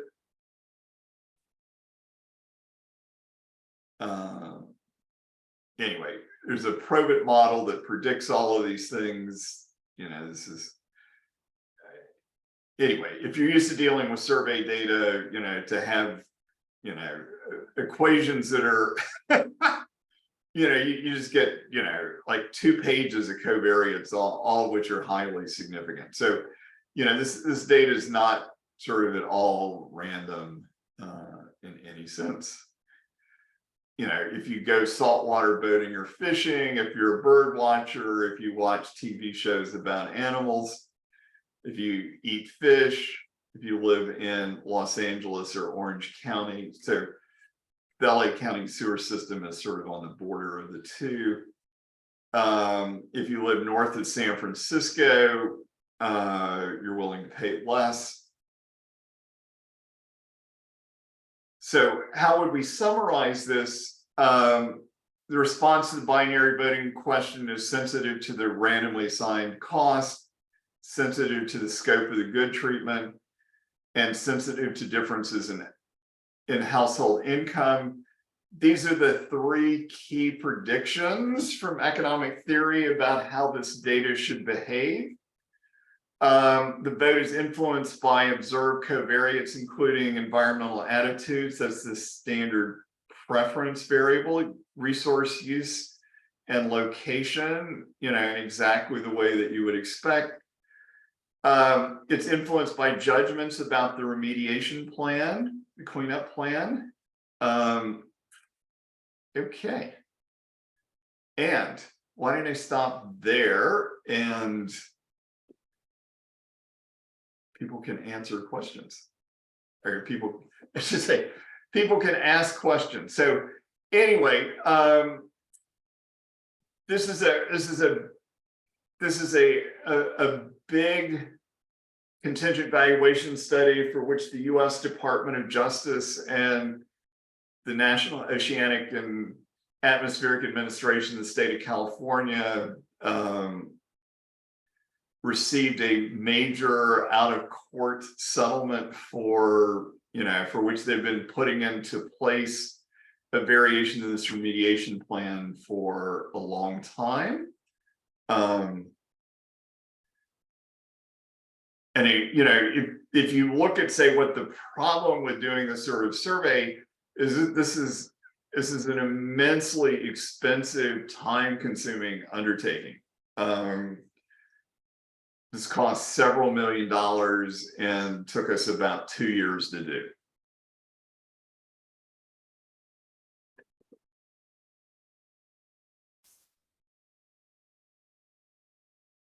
Thank you, Richard. We'll just have a few questions and continue tomorrow. Is it okay? Yeah, what time were we going to stop? You should have stopped 15 minutes ago. Oh, okay. So yes. So hold questions on this, and we will start tomorrow and talk about the Exxon Valdez spill next. But anyway, keep your questions on this. This is sort of the closest to, covering up a problem that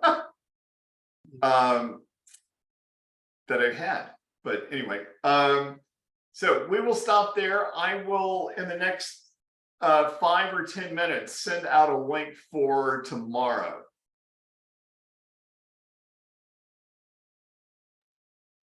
Okay, anyone has any questions before we close? Yeah, thank you very much. So remember, Okay. tomorrow we are starting at 8:45 Colombo Okay. time. Okay. So please, everyone, be on time so that you won't miss anything. Okay. Okay. Thank you, Richard. Bye. Thank you. And goodbye. Yes. Bye.